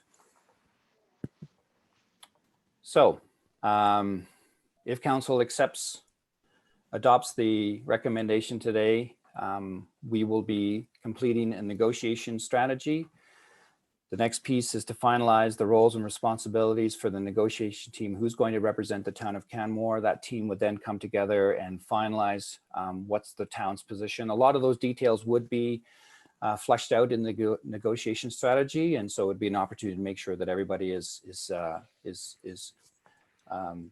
feeling the similar position, and then putting EPCOR on notice that the town of Canmore wishes to negotiate a new agreement. And then we would then begin the process, provide them with a schedule of when we would begin meeting, certain key dates. And at those points, key junctures, we would certainly be providing updates to council to ensure that we're keeping in step with what council's wishes are with this agreement. And with that, that is the end of my presentation. And I have the recommendation on the screen. So if there are any questions, please let me know. Thanks very much, Mr. Canmore. There's certainly a lot of information to digest, and it's a very detailed report. I think the consultant's done an awesome job on providing information there. There is an opportunity to go in camera on this matter. What's your expectation in that regards? I would say certainly within camera, it would be going through some of the details of the town's position. That would be where we would likely, so it would certainly be critical around the contract and negotiations. Okay. The report from NAD itself is public, though, correct? Yes, what's the attachment in the council agenda is public. Great. So I had one question I think might be better explored in camera. We can go there in a moment. The just in as you were speaking there at the end, I was reading the motion and thinking about this a little bit, and it may be clearly understood, but the motion is to direct admin to negotiate a new water and wastewater service agreement with EPCOR. So effectively, that motion would say you must negotiate an agreement. The motion doesn't allow for you to not negotiate an agreement. And maybe Ms. Hyde could weigh in on this, but so I'm wondering if there should be something additional in the motion to make it clear that administration has the option to come to council, say we couldn't negotiate an agreement. That's one thought. Ultimately, I'm just confirming as well that whatever the outcome of this negotiation, it would ultimately come to council for an approval. Yes. Yeah. Absolutely. Yeah. So I suppose that Mr. Soto, you have something to add to that? Yes, Mayor Borman, I was just going to respond to your query about whether the motion is sufficient. In my opinion, it is. Certainly, if we're unable to negotiate an agreement, we would need to come back and seek alternate direction. But this is the intent and the expectation that we would be able to do so. So if we aren't able to negotiate an agreement that administration is satisfied with, we would have to come back to council to seek other direction. But I don't think you need to put that other direction within this motion right now. Great, I agree. Are there initial questions that members of council like to ask before we go in camera, or perhaps we could go in camera first, come out of in camera for more or less specific questions?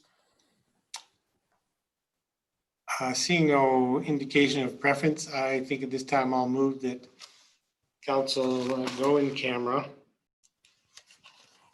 And move the council take the meeting in camera to protect information related to the town's contractual negotiating position in accordance with section 25(1)(c)(3) of the Freedom of Information and Protection of Privacy Act. Those in favor? Opposed? Okay, we're in camera. We just have to click join.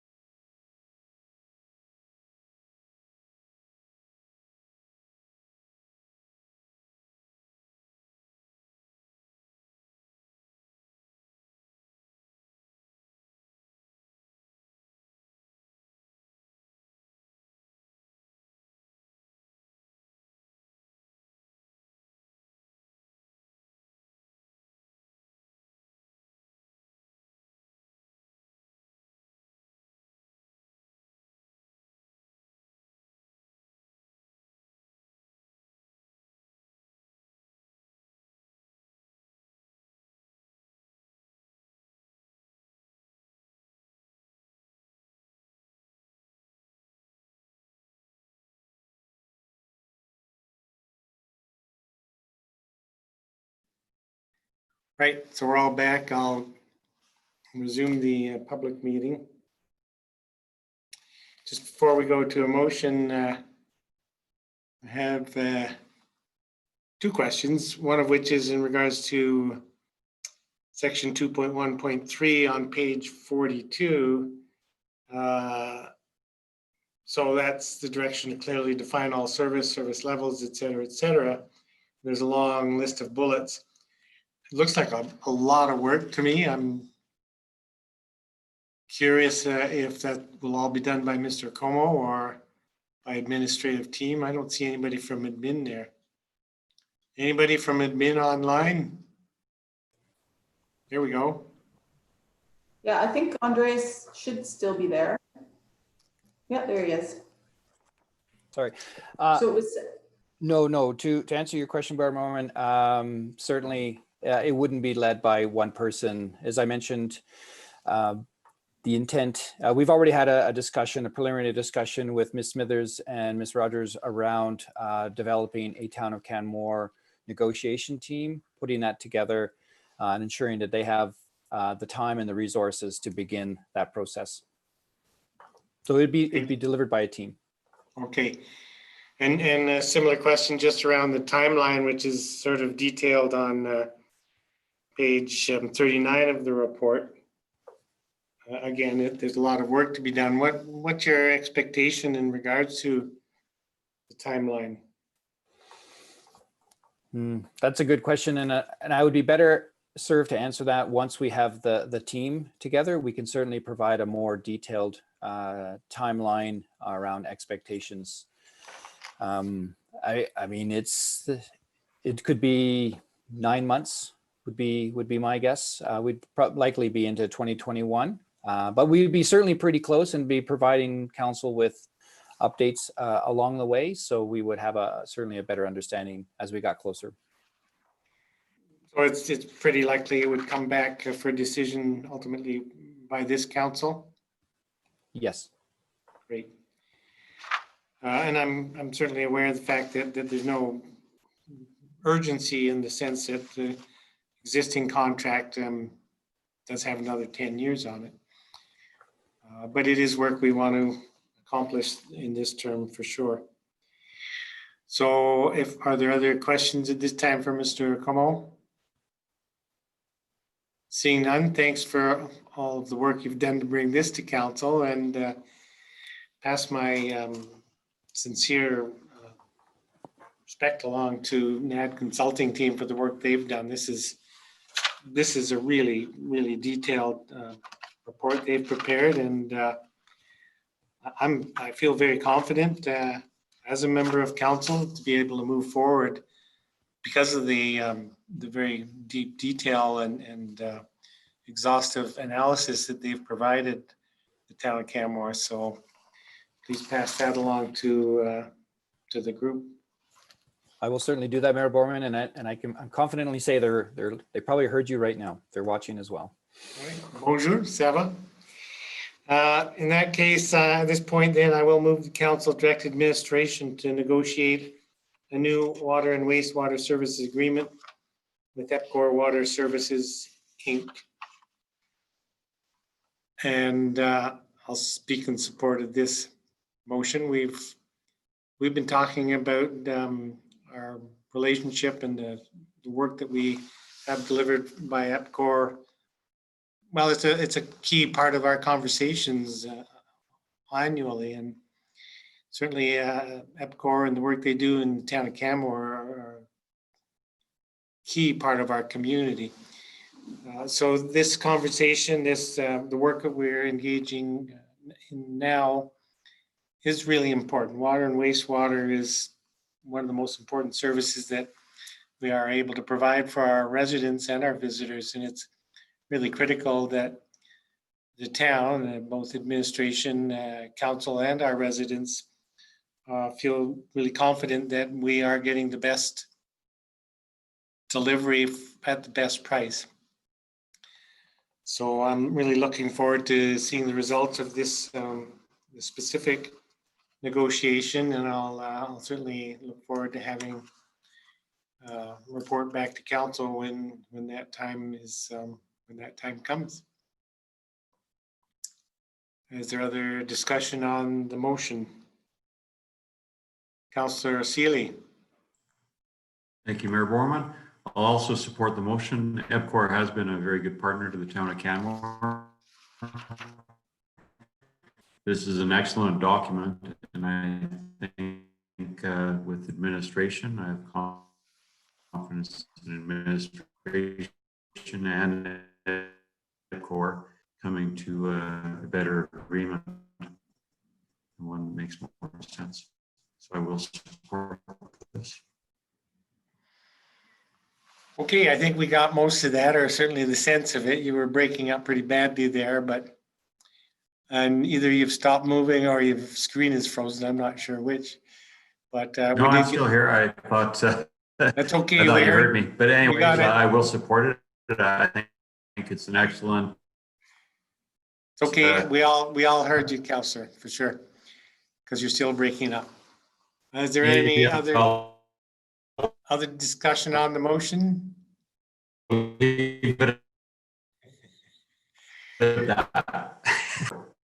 sure what's going on there. Okay, seeing no further discussion on the motion, I'll call the question. Those in favor? Opposed? Motion is carried unanimously.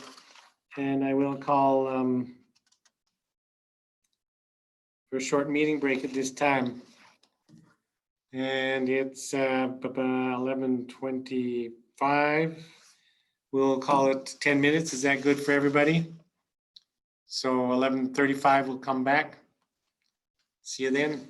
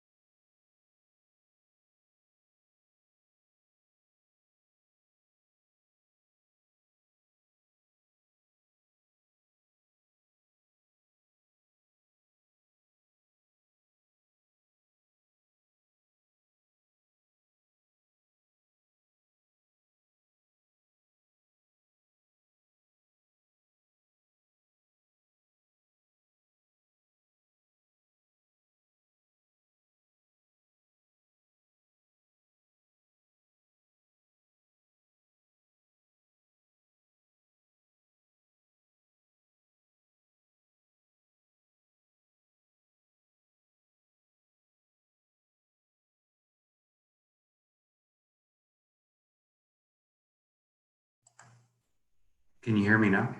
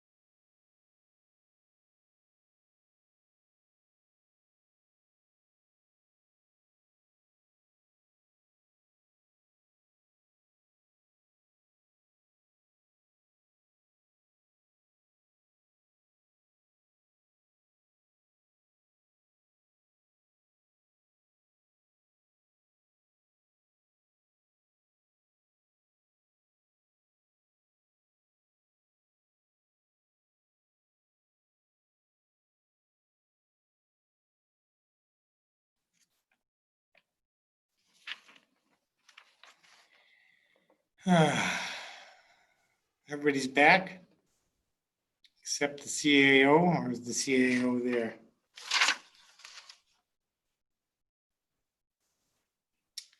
I see the CAO.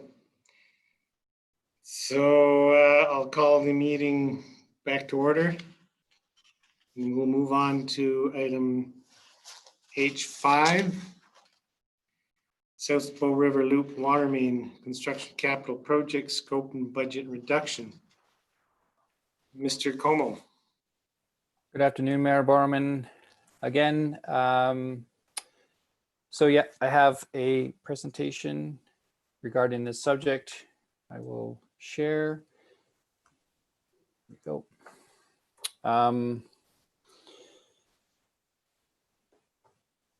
So this one here is a little bit of a longer recommendation. It's quite cumbersome, but basically that we have an existing project number 7145 South Bow River Loop water main construction section. So we have a design portion as well that's already been almost complete. And the idea is we're asking council to reduce the scope to do a portion of the project, the south section, the wastewater treatment plant tie-in, and the section from the wastewater treatment plant to the waste management center section, with a revised reduced budget of 3.6 million from 4.2 to be funded approximately $680,000 from offsite levies, contributions, and the remainder to be taken as debt. So just a very quick background for council is the project was first identified in the utility master plan in 1998. It has a number of drivers. Initially, it was around water security, water redundancy. So if we had a large break on an existing line across the Bow River, that this would be able to supply water back and forth within the community. We also have opportunities to improve fire flows within commercial sections of town along pressure zone 13, which is the lower part of Bow Valley Trail. So it's one of our many pressure zones because of our topography. And it also has an opportunity to provide us with potable water at the wastewater treatment plant, because it currently does not. And the more recent driver that surfaced when we went to expand the waste management center to implement a food waste diversion program, there was a requirement because of the size of the building to put in a water sprinkler system, and the well that is on site would not be able to supply the adequate water. So we needed to tie into a potable water system, which, similar to the wastewater treatment plant, would also provide potable water at the waste management center. So just to provide a little bit of detail on the project itself, and I have to apologize, I know the south section doesn't really look south right now, so that's why I threw in the north scale, so you can see that this map is just flipped on its side. So when we look at the project, there is the south section, which you can see comes from the parkway across the Tipple mine site and right to the wastewater treatment plant. And so we had some challenges that we knew are risks associated with that section because there's a significant elevation drop. If you recall, the viewpoint off the parkway down to the bottom of the Tipple mine site is a significant drop and would require a pressure reducing valve, because without that, we would have been blowing fixtures in the wastewater treatment plant, for example, or other ends of the north section. We also needed to cross the Tipple mine site, which the town does not own. That's actually owned by Three Sisters, and we needed to enter into a utility right away with them to allow this this alignment to occur. And we wanted to thank Three Sisters for signing an agreement with us. That's certainly appreciated and helps reduce the cost for this project by signing and agreeing to that alignment. Also, right underneath the Bow River itself, that piece there was an existing pipe put in the late 90s, and it had been basically abandoned for the last 20 30 years. And so we wanted to, there was some uncertainty about the condition of that pipe. Could we find either end? Was it damaged? With the flood, there's certainly some concerns with that. And so we had done a review and found that the pipe was in good condition, and how we're going to utilize that pipe is to reline it and then tie into it at both ends. So there was some risks there. And then finally, one of the other big risks was that whole section of the north is in high groundwater, and the other piece is we would have to go underneath Policeman's Creek and the CPR line, and there's quite a bit of gravels and large rocks that would make it difficult for going through there. So all in all, it's a very complicated project, very challenging project, and obviously a very necessary project for a number of reasons that we've talked about.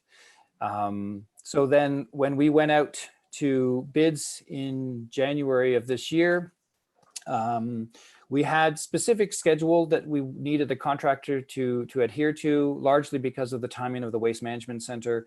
And at that point, we had not identified any location for dewatering. And as a result, we got 2 bids and both exceeded the budget. The project team decided that perhaps we give the contractor a little bit more flexibility around the schedule. We learned that we could be a bit more flexible around the timing for the Waste Management Center, so that gave us quite a bit of breathing room. And we worked with the province for some dewatering options to help give some opportunity for the contractor to deal with that risk of the dewatering process. And so we went back out in early May. This time we got 4 bids. Unfortunately, they still all exceeded the approved budgets. But on a positive note, they were still lower than the first go around. The project team analyzed the options, especially feeling the pressure for the Waste Management Center project to go ahead. It was deemed that there was an opportunity to reduce the scope and therefore the budget itself, and simply move forward with the south section going from the parkway to the wastewater treatment plant, tying into the plant, and then running a line from the plant to the Waste Management Center, and for $3.6 million. And I believe it's likely not super clear in the staff report, but the section running from the wastewater treatment plant to the Waste Management Center is not part of that $3.6 million. It's actually covered with the budget and the project of the Waste Management Center. So the 3.6 really just covers the south section and the tie into the wastewater treatment plant. It was deemed that was the best option so that we can get water to the Waste Management Center this year. And then the idea is administration would look to come back likely in 2021 with intentions to complete the balance of the project, or the north section down to Bow Valley Trail. And with that, I will see if there are any questions. Thanks very much. So that last section, the 4th section, wastewater treatment plant to Bow Valley Trail, you're estimating at this time budget of 2.8. So together with this increased cost for phase 1, all told, we're talking about 2.2 million over the original estimation. Is that right? That's correct. Yeah. Yeah, I don't know how we're ever going to get off this roller coaster of these big projects just keep coming in so much over estimation. I don't know. It's well, if I can just, It is, I agree, Mayor Borman, equally frustrating for administration and I believe also for the project managers. And as I mentioned in the presentation before this agenda item, we do have, we've spent quite a bit of work discussing risks and how we address risks going forward for projects so that we can do a better job collectively about creating and establishing a more appropriate budget value. Yeah, I'm not trying to assign fault or blame or anything. It's just, it's really difficult for, I'm sure, all municipalities to be doing this, expensive capital project planning. And I doubt very much if the town of Canmore is the only one that's running into this sort of experience. Regardless, you've spoken to the importance of this particular project, and we've had many conversations. I can't remember when we started talking about this project, but several years ago, it would seem. So it really is an important project. I was happy to hear you mention that the Three Sisters had signed off on the right-of-way. That was really important, and I'll add my thanks to yours, to Three Sisters, for approving that. That was a critical part of this project. The only question I have really at this time is around the splitting of the budget costs between debenture and offsite levy contributions. So what's the, how did you arrive at the numbers that you've used for offsite levy? What goes into those calculations? Well, there's two parts to that question. What's currently in the approved budget for the funding source, the $680,000, is monies that have been collected so far to date, which is likely higher right now, which is why it's worded as such. But that's the monies that's been collected today, because as you mentioned, Mayor Borman, this project has been around for 20 years that we've been collecting funds for it, and now we're actually actively moving forward with the project. How we arrive at the funding split is really how it benefits the community. That's how we can put a project on the offsite levy model, is when it is, we have to demonstrate its benefit to the community and determine what the percentage is. And that helps dictate how much of the project is assigned to the model or not. But that's all based on growth. So correct. Yeah. There's a formula for attributing how much of new growth is leading to the requirement for this project. And so that 680,000 that you mentioned, that was monies, those are monies that have been collected for sometimes through growth, specifically targeted for this project. Is that what you said? Correct. Yeah. $680,000 has been collected. At least that amount has been collected to date. And so on the next phase, would there also be offsite levies applied to phase 2? If we do it next year, it really, the only monies that we would apply would be the monies that we've collected between when we've paid for this section or this phase and the next phase.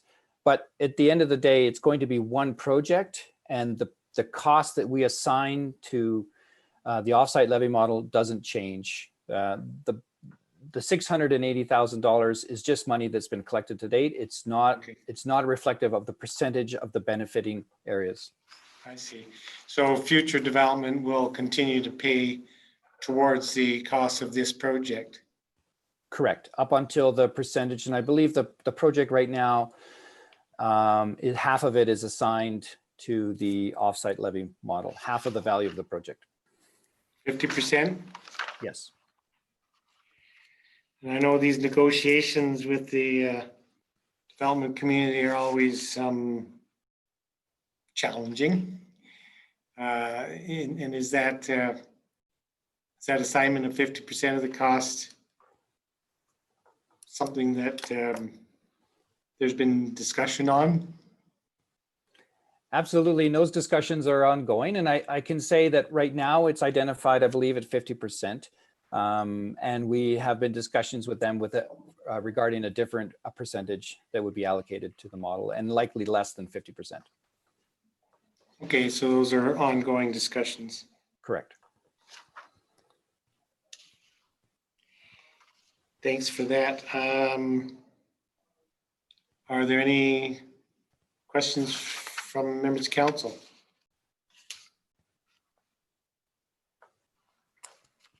Seeing none.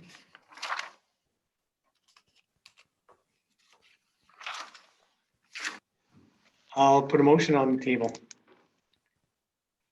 And I'll move the council approve a change to the South Bow River Loop Water Main Construction Project number 7145 to include a reduction in the scope to complete the south section, the wastewater treatment plant tie-in, and the wastewater treatment plant to waste management center section, with a revised budget of 3.6 million to be funded approximately $680,000 from the offsite levy contributions and the remainder from debenture. Discussion on that motion. I'll speak in support of the motion. As has been noted many times over many years, this is a very it's a critical project.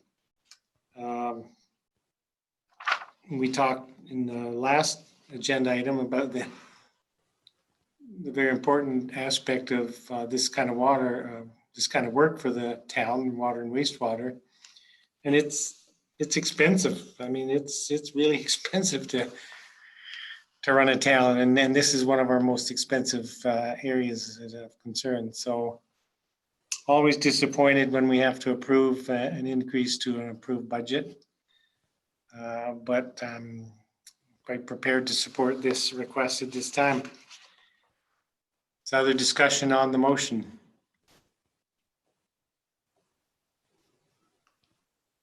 Seeing none, I'll call the question. Those in favor? Opposed? Motion's carried unanimously. Moving on then to item I1, report on the Calgary to Banff passenger rail project. Ms. DeSoto. Yes, thank you, Mayor Borman. I don't have much of a formal presentation.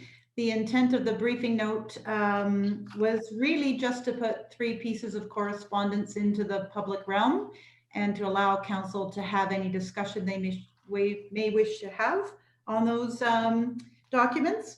The first piece of correspondence is the June 9th press release from the Canada Infrastructure Bank announcing the signing of a memorandum of understanding with Alberta Transportation to complete studies and due diligence for the Calgary to Banff rail project. But also attached to the briefing was a letter that Mayor Borman, you had sent to Minister McIver, the Alberta Transportation Minister, back in January to draw his attention to a number of important issues the town wanted to ensure were included in any future study terms of reference. So we felt it really important that the community was aware of that letter and the issues that the town had previously identified. And thirdly, we also attached a recent letter that we, as well as all of the related stakeholders to the project, have received from CP Rail. And CP has identified some challenges from the rail company's perspective that need to be addressed as well. So we do want to make sure that all of these issues will be discussed with the community, with stakeholders as these further studies unfold. We have yet to hear from the Canada Infrastructure Bank or their consultant as to opportunities for engagement, either with the town itself or with our community and our residents. We certainly expect that to be rolling out in the coming weeks.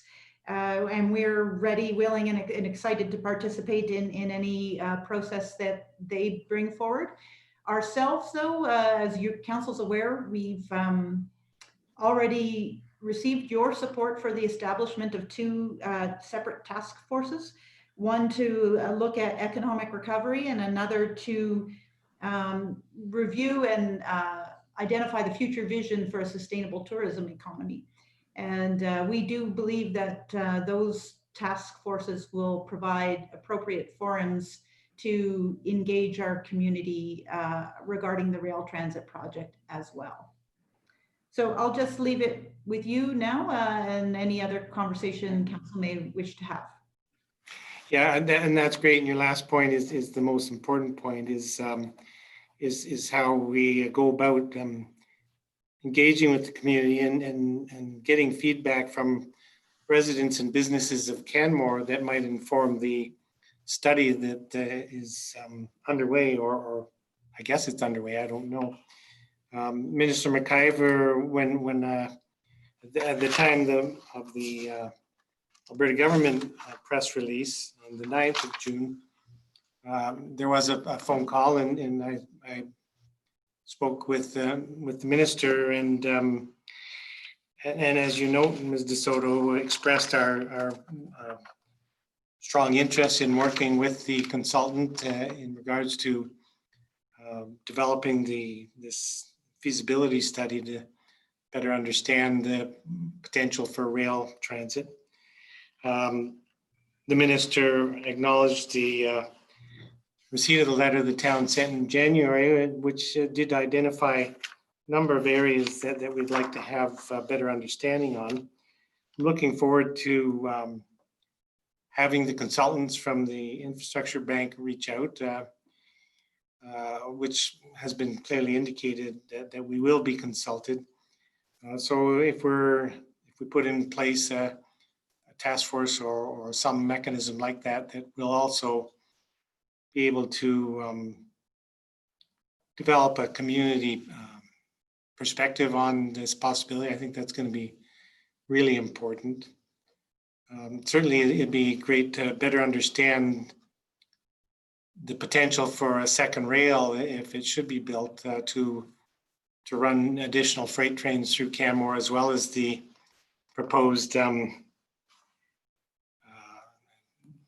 number of passenger trains. So we will want to be fully engaged in these discussions so that the town of Canmore's perspective is clearly understood, and we can move forward with delivering public transit between the Bow Valley and the city. I don't know if members of council have any questions or thoughts specific to this agenda item. Seeing none, thanks for bringing those forward, Ms. DeSoto. We have two verbal reports next. Item J1, the 2020 budget expense reductions. Ms. Rogers. Thank you, Mayor Borman. I'll just share my screen. Looks like it's taking just a moment.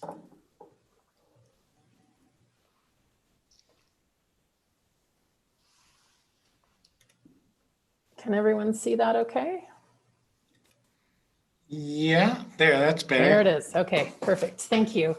I just wanted to provide a bit more of a detailed update for members of council and the public on the budget expense reductions and service level reductions that we brought forward in the revised 2020 budget that council approved on May 27th. Things were moving quite quickly at that time, and I apologize that on May 27th, we didn't provide this level of detail, but we're circling back now just to be able to ensure that, again, council and the public understands where those budget savings occurred. So just to start with a bit of review, there are still a number of items that we know and a number of items that we don't know. This has continued to change over the whole period of COVID. And so I just wanted to provide a little bit of an update. The stage 1 reopening did begin on May 14th. Stage 2 reopening was moved up from June 19th to June 12th. And with it came the ability to reopen our recreation facilities, which had previously been part of stage 3, which still remains to be determined as far as when that date occurs. Ms. DeSoto will walk us through a more detailed town facility reopening plan when I've completed this piece of the presentation. There are still a number of items that we don't know. As I mentioned, when stage 3 will commence remains unknown. We don't yet have an understanding of the long-term impact to service delivery as a result of COVID. The reopening of our recreation facilities does come with a number of restrictions. And we also don't yet know the impact to revenue of those restrictions and providing recreation services in a different way. We do continue to see increased expenses as a result of the new protocols associated with COVID. And the remaining big question is the timing and intensity of a second wave and the corresponding impact, again, to our services and our delivery of programs. So a number of steps have been taken since this pandemic began. Council did approve initially deferral of tax and utility payments and extended the tax payment deadline from June 30th to September 30th. I think by now most residents will and businesses will have received their 2020 tax notice with that extended deadline. As mentioned, Council did approve a revised 2020 budget that was on May 27th. And the aim there was to lower the overall municipal tax requirement back to the 2019 level while achieving the following outcomes. And that was to maintain essential services and business continuity, including, and sorry, I have an error there, $470,000 actually for new costs associated with the response to the pandemic. To provide departmental expenditure reductions to help mitigate the losses in revenue that we saw, and I'll go through those in more detail in a moment. To allow for scalability of operations post-pandemic or as services and facilities are able to reopen. Council also approved the investment of $678,000 in increased social and economic development supports to really address those members of our community, individuals and businesses who have been most impacted by this pandemic, and to maintain a strong balance in the tax stabilization reserve to provide some flexibility to help address future uncertainties. So just by way of reminder, initially with the onset, I guess, of the pandemic, a number of our facilities closed. Despite closing those facilities, the town has continued to provide essential services right throughout this pandemic. We've spoken a lot today about water and wastewater, and those are really critical and essential services that we have continued to provide. Transit has been offered. We've continued to maintain streets, including initially snow removal and then shifting into street sweeping, line painting. We're doing some pothole and crack repair and have maintained street lights and our fleet. Our parks team has continued both parks and cemetery operations, although at a lower service level than residents have become used to, and I'll speak more about that in a moment. Garbage and recycling has continued, emergency services, and our planning and development and engineering teams have continued to approve building and development permits and continue to advance critical infrastructure projects in the community and really taking advantage of some slightly lower traffic volumes to be able to move that forward. And then behind the scenes, our corporate services group has supported the rest of what the organization is working on. And we've increased our social services supports to the community as well as the economic development supports. Okay.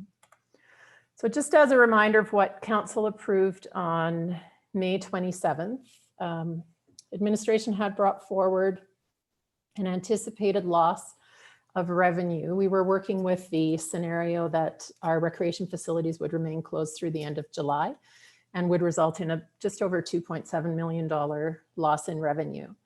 And administration worked to net that loss out by reducing or eliminating some services and some expenses, which I'll go through again in more detail in a moment. We also proposed some new programs. Social program supports received additional and new funding of $245,000, as well as the redirection of $110,000 from the Safe Park program and $42,000 in community grants. The economic development team worked on programs that received council support for $281,000 to support our local businesses. Then the COVID spending, or really the increase in our expenses as a result of COVID, we've estimated at $470,000. And to obtain that 0% tax increase year over year was an additional 1.2 million. So I just wanted to kind of refresh where we've started. Now to get into a little more detail for you, I'll just start first at the high level. So we're looking at just over $2.7 million to save from that budget. Really about half of that savings came from staff layoffs and hiring freezes. So not filling vacant positions and not filling newly approved positions. And that really is primarily as a result of the closure of a number of our facilities, mostly recreation and the Elevation Place and the Recreation Center. In addition to the staff payroll savings as a result of layoffs, we had a number of expenses and programs and services that were not offered or that we did not expense because those facilities were closed. That was an additional $300,000. In our arts and events area, events were essentially canceled. I'll go through in detail. We did transfer a couple of events to a virtual program, and we are still anticipating being able to do something for New Year's Eve, but we have seen a $100,000 reduction in that budget there as a result of the requirement to not host events. Our bylaw team, again, from a programs, services, and expenses area, saved $240,000. Between our streets and parks teams, we saw savings of $200,000. And 2019 was the first year that council approved a 2-year budget. So council approved a budget for 2019 and 2020. And with it, the ability to carry over funds or projects from 2019 that could be completed in the subsequent year. And administration reviewed all of those carryovers and determined with new workload as a result of COVID and a need to find some savings, that $320,000 was saved there in that carryover of projects. And then we round out that 2.7 million really with savings across the rest of the organization. So I'll just speak a bit more in detail about all of those items that I just walked through. Can I interrupt for a second on that last slide? Yes. So those numbers were projected if the situation were to last through the remainder of the year, correct? Through to the end of July. Of July. Yeah. So the 1.3 million in staff and hiring, right, because we're using the medium term scenario, right? That's correct. I mean, there are within some of the other line items expenses that we did eliminate for the balance of the year. But that staff layoff line did make the assumption through the end of July. And so we are just reworking those numbers as we will be opening some of our recreation facilities before that period. We will start to see some revenue, which will again help offset some of those expenses. Right. But that is the scenario that we were working with. Yeah. Thank you. Mm-hmm. So again, almost half of that budget reduction, about 1.3 million, came from payroll savings. Approximately 146 people, or more than 40% of the town's employees, were impacted by that, including laying off over 100 staff.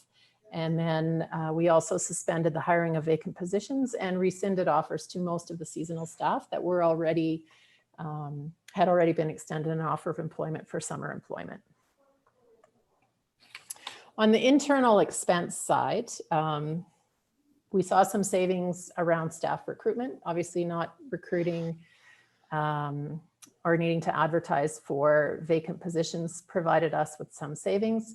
We did suspend for the balance of the year any staff appreciation and long service recognition. We've delayed some software upgrades. We've suspended all conference and travel expenses. Many of those things have been canceled anyways. We've postponed professional development and training, including some in emergency management. And really what we've retained from a training and professional development perspective is just where required for health and safety, or from a legislative perspective, or for maintaining certifications. A number of our employees are professionally designated or certified in their areas of expertise and are required to maintain training each year to keep those certifications. We've canceled the balance of our strategic planning work for the year. We have seen reductions in fuel and energy consumption, as well as some reductions in fuel and energy costs that you hear about in the news as the price per barrel of oil has gone down. We've seen some impact for that. Fewer staff has resulted in fewer uniforms and equipment needing to be purchased. We've suspended much of our advertising, catering, administrative supplies and services, and most of those things are purchased locally. So there is a knock-off effect to our community with that. We have seen lower bank service and credit card fees, primarily as a result of recreation services not being offered in these last few months. So each time a member of the public pays an entry to Elevation Place, for example, with a credit card, we have to pay a fee to the credit card company. So our fees in that area have gone down.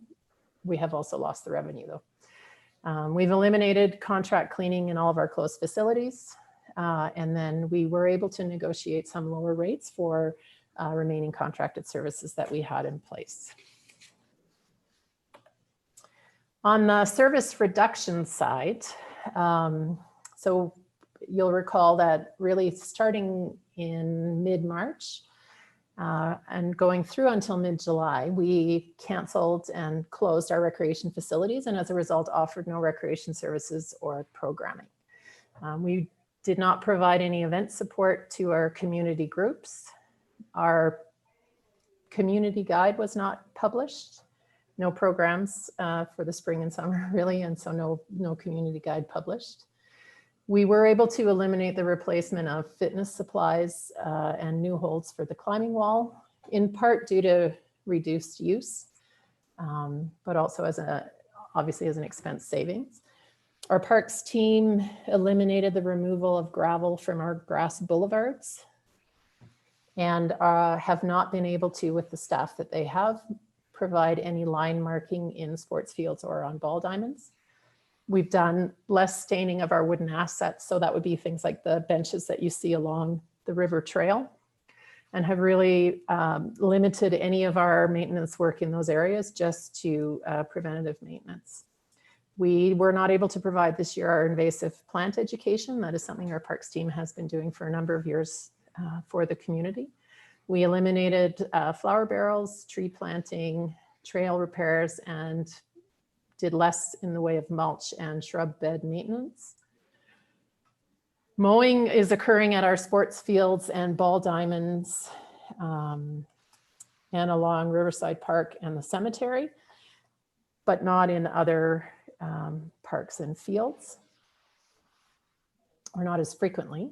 And I'll get to that in the next slide. We've not been able to complete any outdoor ice rink repairs this summer. Our street line painting and sidewalk repairs have been reduced. And then we've eliminated magazine subscriptions for the fitness area. From a program reduction perspective, you'll recall that early on in this pandemic, the World Cup was canceled and all of our associated support events as well. National Indigenous Peoples Day events were canceled, and we did complete only the flag raising ceremony last week, or 2 weeks ago, I guess now. Canada Day parade and events were canceled, and we did have some virtual events.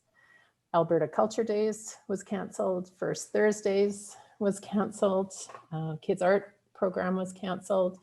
The Mayor Spotlight was canceled. Our Fire Hall Pancake Breakfast was removed from that budget, as was the Wild Festival. And we have reduced support for the Three Sisters Gallery and for the Visiting Artist program.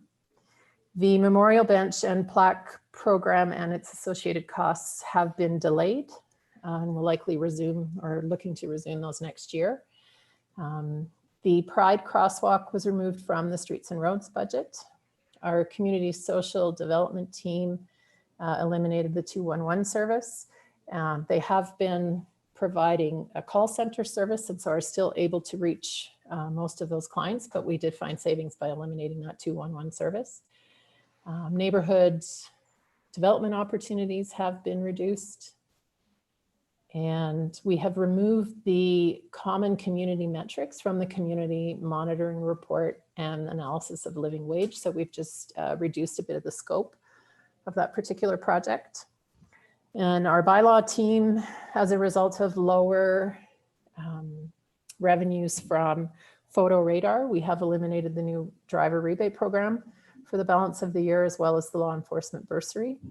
And then our community grant funds were redirected to social supports. So we're providing support in that social realm, but some of our community groups then will not be able to benefit from those grants.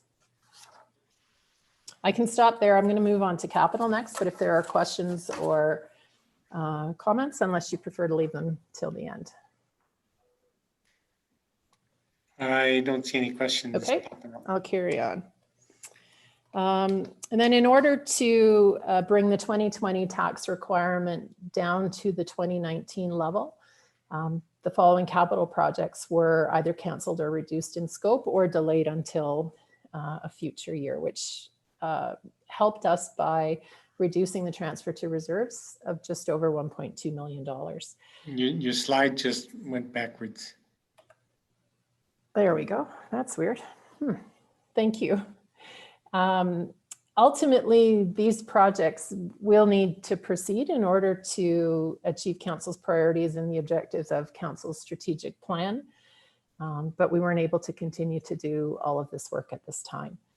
We have continued to keep our grant funded projects going. Many of our infrastructure projects are grant funded by the provincial or the federal government, and delaying those projects typically means losing funding. And so we really prioritized those projects because proceeding does have several benefits. We keep the funding, and we're also able to keep people in our community working while taking advantage of a bit more quiet time to help complete disruptive projects, although it is starting to get quite a bit busier in town.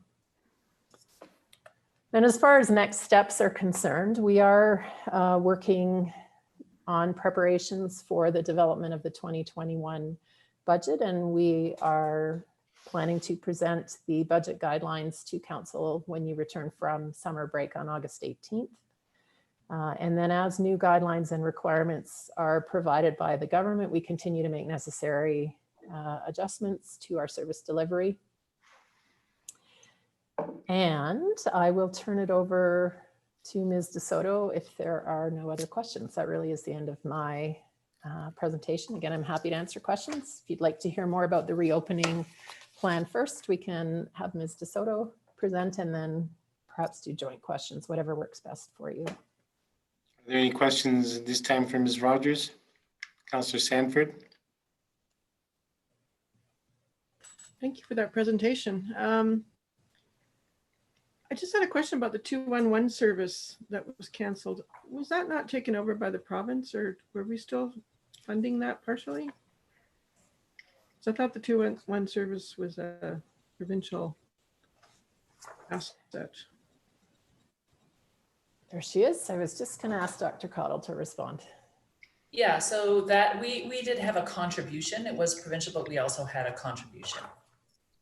Okay, so our part of it was to support the 211 service, but so we're no longer affiliated with the 211 service? Yeah, I don't believe there's been significant uptake. But I need to get the exact details of where that's at, and I can follow up. Okay, well, thank you. I just thought it reverted to the province at some point, but it did accrue as a cost savings to us somehow? Yes, I believe it did. Okay, all right, thank you. No other questions for Ms. Rogers? We'll look to Ms. DeSoto for her report.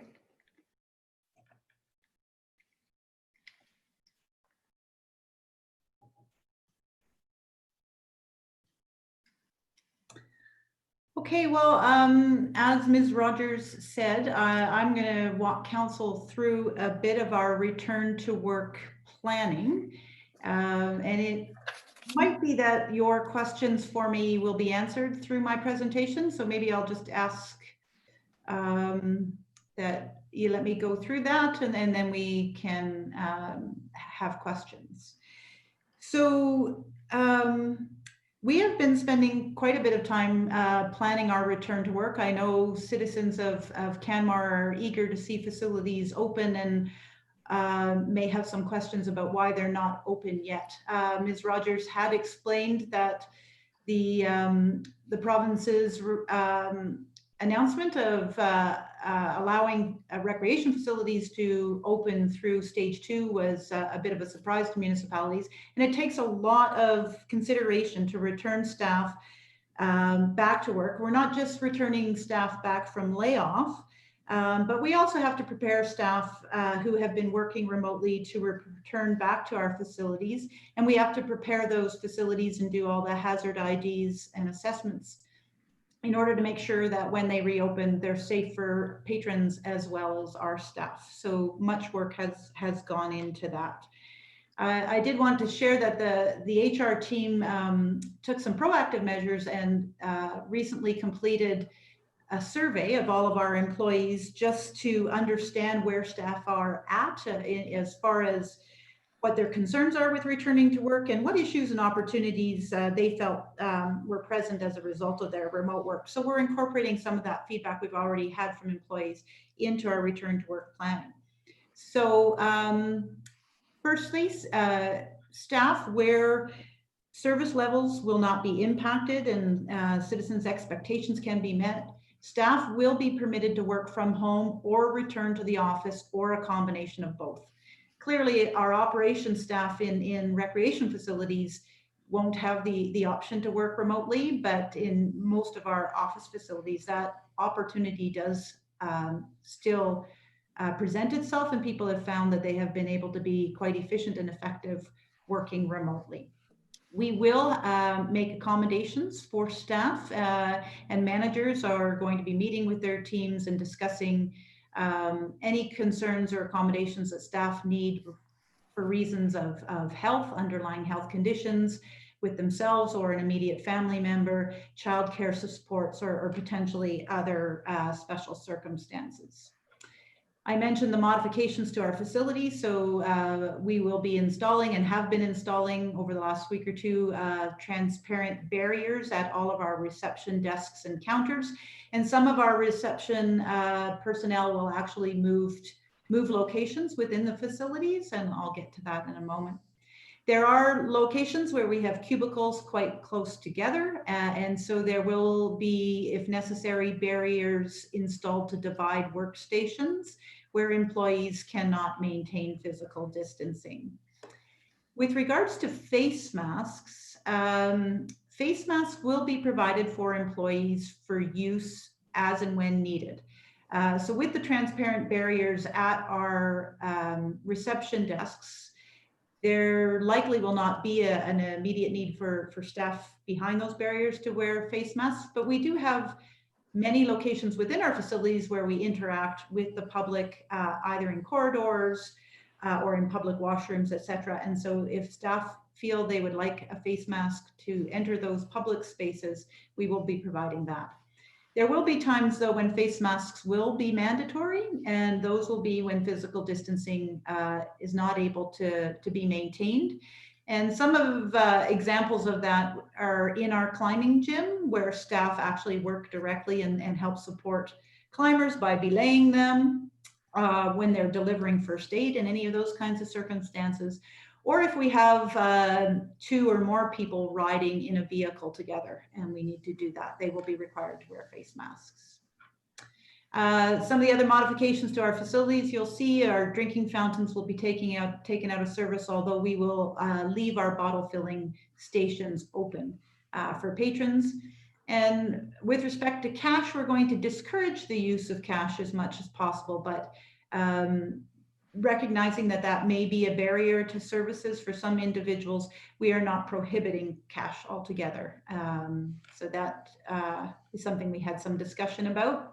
There will be increased surface cleaning, of course, hand sanitizer stations and supporting signage installed at all the entrances and at our service counter areas. And for those patrons who will be making appointments to come into our facilities, we'll be requiring them to complete a health questionnaire as part of the appointment booking process. So now I'm just going to walk you through each facility that we're reopening and some of the key dates and details there. So the first facility is the Canmore Recreation Center. That facility actually opened last week, just after Canada Day. It is now accessible only, however, to our gymnastics club. We're running some summer camp programs out of there, and we are allowing our multi-purpose areas to be rented for group use, and those have to be booked in advance. So the facility doors continue to be locked. There's no general public access. You need to make an appointment to access that facility, or sorry, a facility booking. And then there's a process that is shared with you on how you gain entry to the facility. We are anticipating opening the Alex Kalita Arena in early August, as early as August 4th, potentially, but that is all subject to demand for bookings. So our facility booking coordinator was recalled from layoff and is now at work and is taking bookings for our arenas. She is reaching out proactively to some of our facility users, the figure skating and minor hockey groups, for example. And if there is demand for ice, we will be prepared to open it in early August. We are not planning, however, to open the Thelma Crow Arena, which is the arena that doesn't have all of the seating, until October 1st. And that was actually our scheduled timeframe for opening that arena. And all of the maintenance has been completed on the arenas. From a civic center perspective, we will be opening to the public next Monday, July 13th. We are encouraging that appointments be made for most services and that we continue to do meetings through remote means, such as the Zoom process we're using today.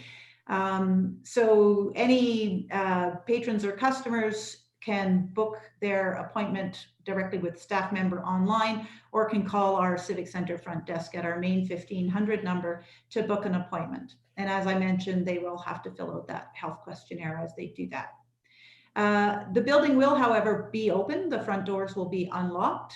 Walk-in patrons will be accommodated for services such as just paying a bill or a fine, or general inquiries.